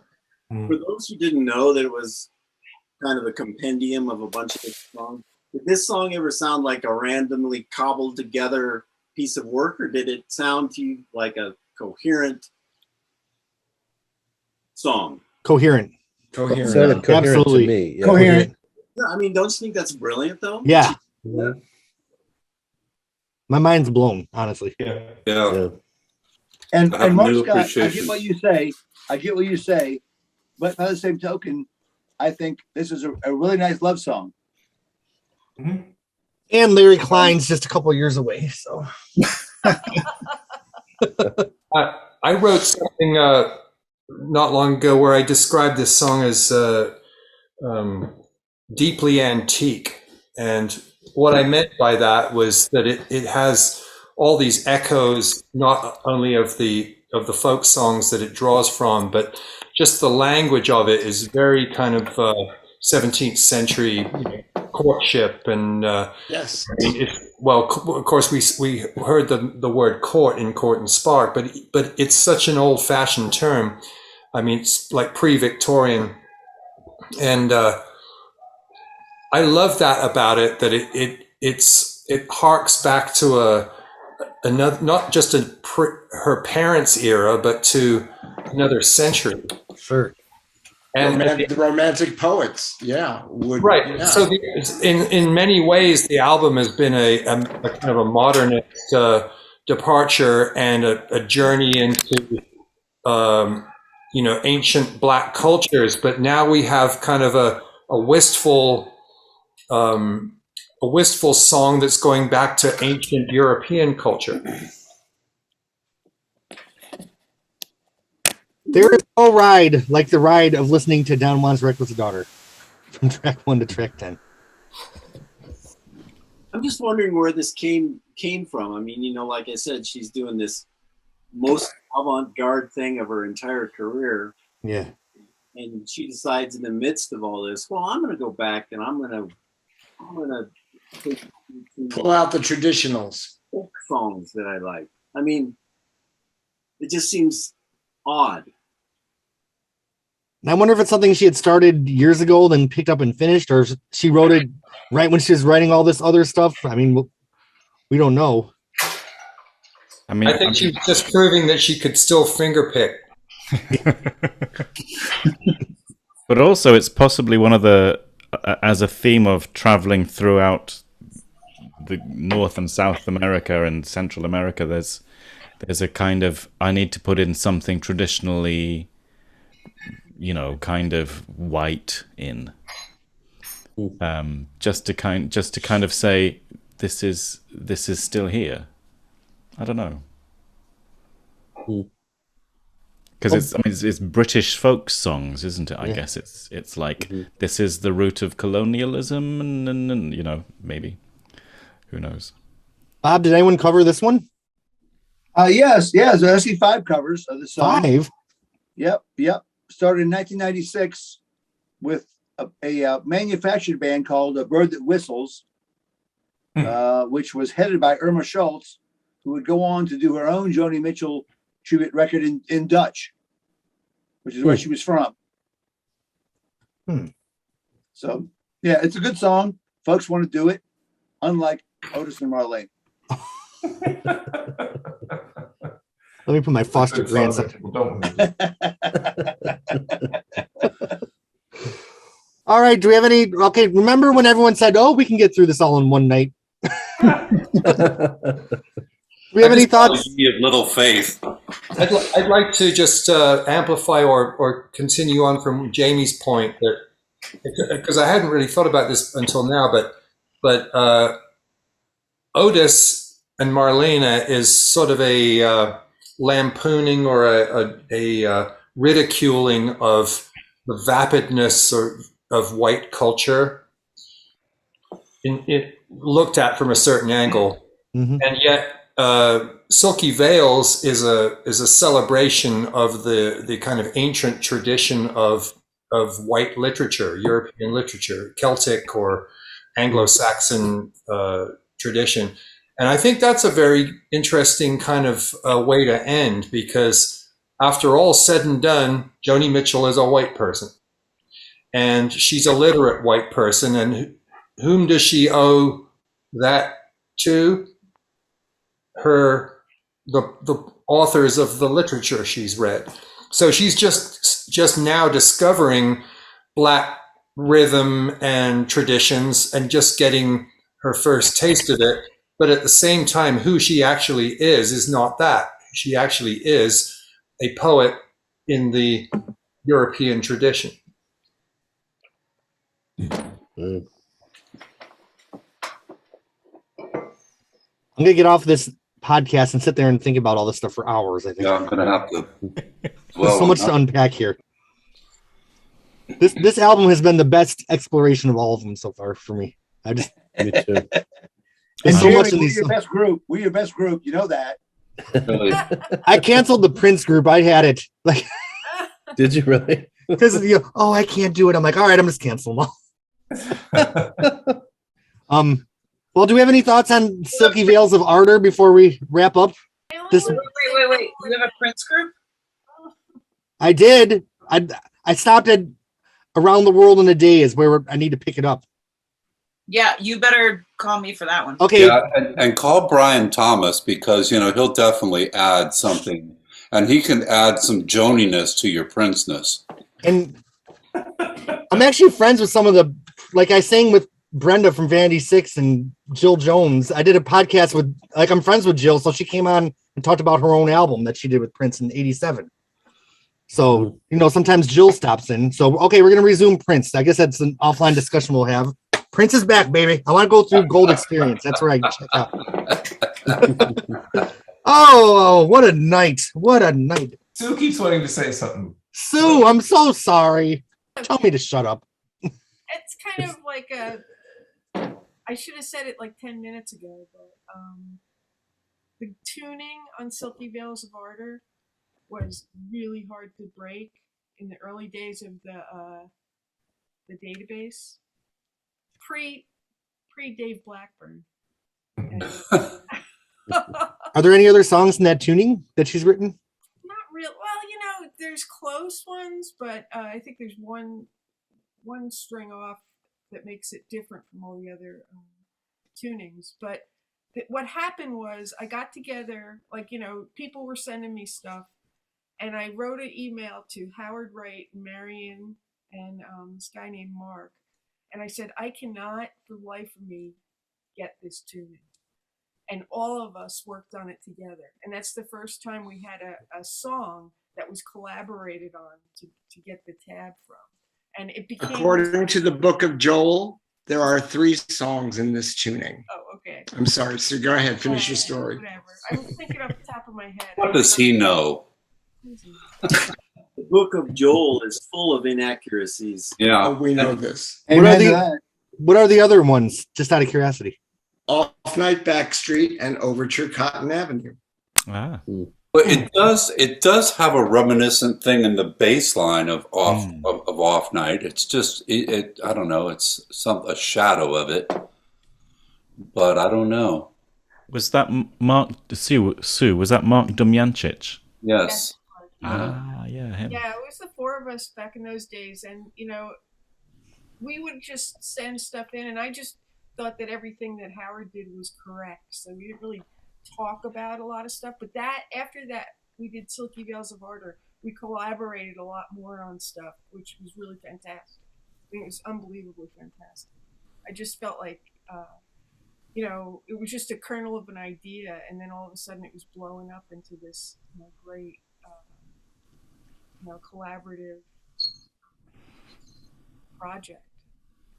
So Silky Veils of Ardor always has a soft spot in my heart. Not only that it's a great song, but also that it got the guitar database going to a bigger, higher level. So that's kind of the turning point with this song? I think so, yeah, because, it was a labor of love, basically. So, I wasn't technically a good musician. Excuse me. Yeah, I know. Yeah. I'm just saying. You were a brilliant musician. But I do want to say one thing, Sue. You have grown as a performance person. Amen to that.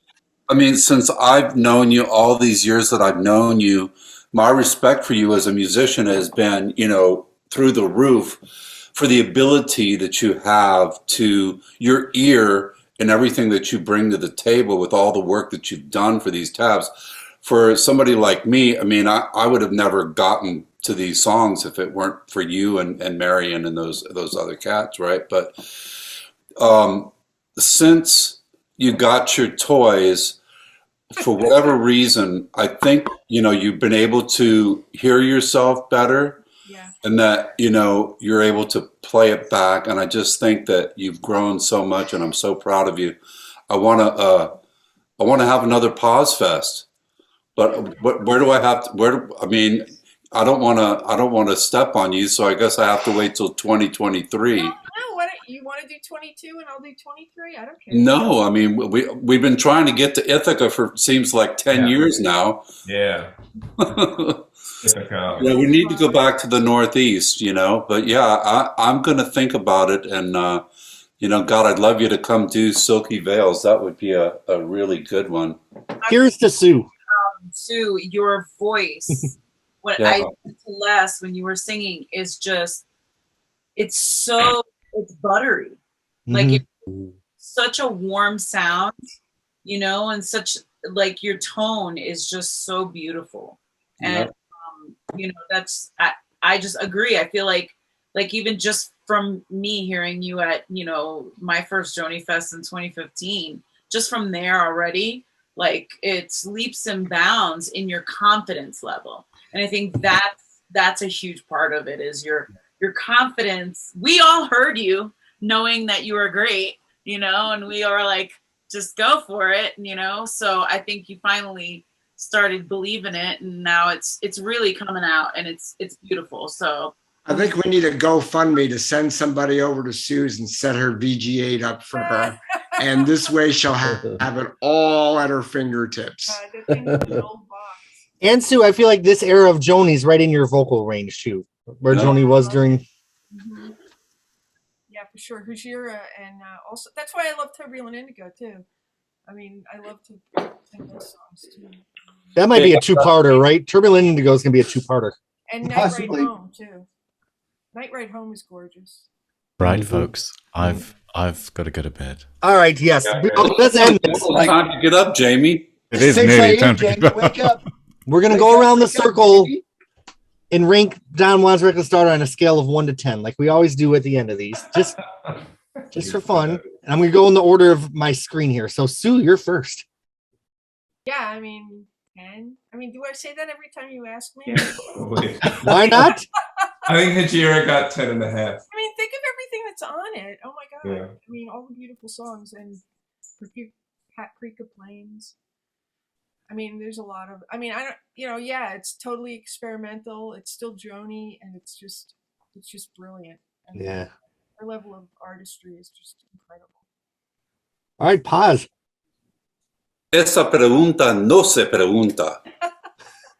Man, you know, it really is. I mean, it is a 10, and it is, you know, I've grown to appreciate it more over the years. I have to admit that certainly some of the songs, you know, reach me a lot better. I mean, I love Overture, I love Talk to Me and Cotton Avenue and Jericho and Off Night, but you know, a lot of the other songs, even Silky Veils, it took a while for it to grow on me because it's so soft and stuff. But that's what I love about Joni, is that I've just explored all of her music all these years and studied the, you know, Sue's work and Marianne's work. So I'm going to put Silky on my list of stuff to try to learn, because it is such a beautiful song, and such an honor to be a part of this group. Thank you all for having me, and love all you guys. Thanks for letting me do this. Oh, this is the best. All right, Bob, you've been with me since. Were you the only one here that was on the first one? I have a bad memory. No, a lot of us were. I was. I know. Ruben, you were there. That's right. Yeah. I remember. Well, okay, let's not go there. Okay, Bob. Unpopular number. Oh. For me, Don Juan's an 8 out of 10. -1 for Marlis and Otis and Marlena. Oh. -1 for 10th World. 8 Oh. out of 10. Jesus. Oh. Oh. I have to be honest to stay in this group. I'm being honest. Looks like I do have spots for those other people that want to be on the. No. Do what you must. Bobby would never do this without you. Yeah. Okay, Jamie, you're next. It's got to be a 10. Because it's the broadest she's been, stretched herself. I love it. I can't get enough of this album. All right, Chris, Paprika Plains. Well, I must have been well trained, I think, at this point, because I found this record completely accessible from the moment I've put the needle down on it. That it just all completely spoke to me. There was nothing I felt I had to learn or otherwise, develop, an ear for.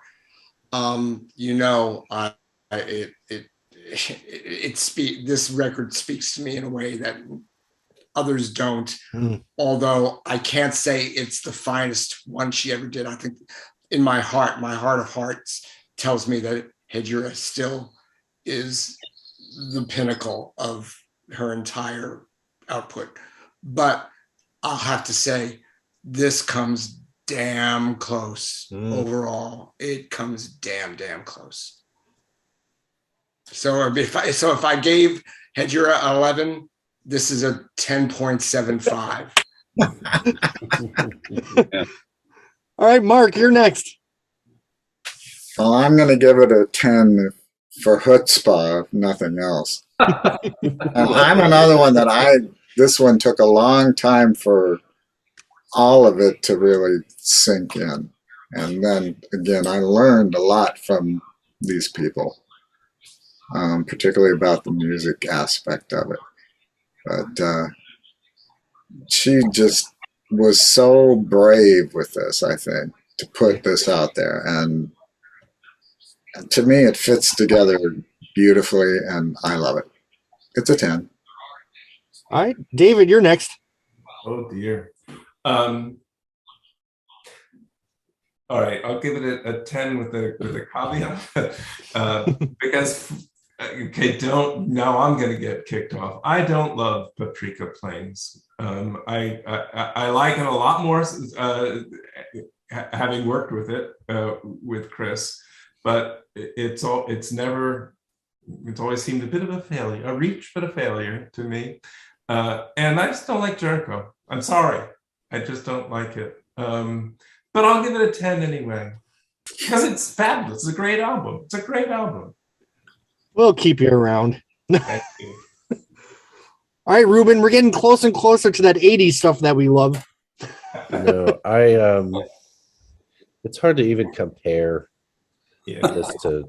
It's like two different artists, but no, I would definitely give this one a 10. And I too loved this from the first time I heard it when I was probably 15 or 16. I don't remember when I bought it, but there's just so much on here. And I learned so much about this record from these last two discussions. I just can't thank you enough for having me in here. I've been waiting to talk about this record with anybody since I first heard it all those years ago. So thank you. And Ruben, you wrote me such a nice email about how meaningful this was to you. So that was awesome. It really is. I mean, I know a lot of people who know Joni Mitchell, but why don't they know this stuff? Why does everybody know Blue? I don't know. It's just crazy to me. No. It's either this discussion or the last one. I can't remember. My daughter walked through, and she knows I've been doing this. She's 15, and she said, "Mute it." And I said, "Okay." She said, "Is she there?" And I said, "Who?" And she said, "Joni Mitchell." I said, "No." And she said, "Well, somebody should call her. She'd probably be really interested to hear this." I was like, "Yeah, maybe." It was just cute. So anyway, Joni wants to hear someone talk about one of her albums for 6 hours. All right. Funny. I have Jahida and Les next. I give it a 10. I think it's the end. I think she's at the top of her game lyrically on the trilogy. I call it the trilogy, the Hissing, Hejira, Don Juan. I think they're all 10s. I think all those three albums she was at the top of her game and didn't get any better. I'm gonna go with the 10 too. I mean, this is, like I said earlier, this is the first album where I felt like I was seen in my culture, and I feel like that was kind of important as well, because I didn't really grow up with folk music. I grew to love that myself, but I had other kinds of folk music I liked. So I think the same thing. Her lyrically, she's amazing. I mean, do I think it's, like Chris, am I putting it right there, right next to Hejira? No, but not lyrically, but God, I mean, when you're already like up here, this right here, it would be somebody's like magnum opus. So, Right. But for Joni, it's just, oh yeah, that's just Don Juan's reckless daughter, so. Yeah, I have to go with the 10 as well. I mean, it really is just a like Mark said, it's really brave. She, and like Jamie said, she really stretched herself. It was, you heard a lot of her influences in it, and her newer influences and inspirations. And I think that's important for somebody who's such an artist to share through her eyes. All right. And last but not least, we have Dave and Robin. What do you think, Ken? Well, today I read a review from 77 by the Rolling Stone. I don't know. I didn't catch who wrote it, but he really dissed it and almost made it appear like it was just kind of fluff and bloated. But for me, I would give this album a 10. For me, it was way ahead of its time, and I think that it wasn't understood at that by some critics and some people, because it was just so unusual and advanced, and like a lot of her music, it's just what category do you put it in, So I think it's an album that will have a long lasting effect musically. So I think it's a wonderful album. For me, I think it gets a 10 for ambition and reach. I think it's extremely gutsy and courageous. I think Paprika Plains is her most advanced piece of music. It's not my favorite, but I think in terms of composition and vision, I think it's incredible. However, I think there are a couple of weak songs on the album, and they're different songs than Bob would pick. I don't think Talk to Me is a strong song. I don't think Off Night Backstreet is a very strong song. And I think the sound of the album is kind of B grade. I think there are great aspects to it. I think the drumming, the percussion were really well recorded, but Hejira has a beautiful sound. You can really soak yourself into the sound of Hejira. I don't feel like that's true of Don Juan. It's got the guitars are very steely bright, and there's kind of a harsh ambience to the vocal sound and stuff. So I think it fails in certain ways, even though the reach of it is incredible. So I'd have to give it a 9. All right, and I guess I'm going to play it safe. Well, Hejira is obviously the masterpiece of all masterpiece that I gave a 12 to. We're going to give Don Juan a 10. All right, so I'm going to pause and talk for 1 second, but let me just say my goodbyes to the viewers. So anyone that's made it this far, like 6 hours into Don Juan's Reckless Daughter discussion, thanks to my Patreon, however the hell you pronounce it, subscribers, and YouTube subscribers, all that. We will be back next month to talk about Mingus, and I cannot wait. Let's just do it tomorrow. No, I'm just kidding. All right, but thank you all. I love the Joni Mitchell family. This has been honestly, like a life-changing event, these discussions. I mean, this is going to stick with me for a long time. I'm getting a little emotional. I'm going to pause. We'll see you next month.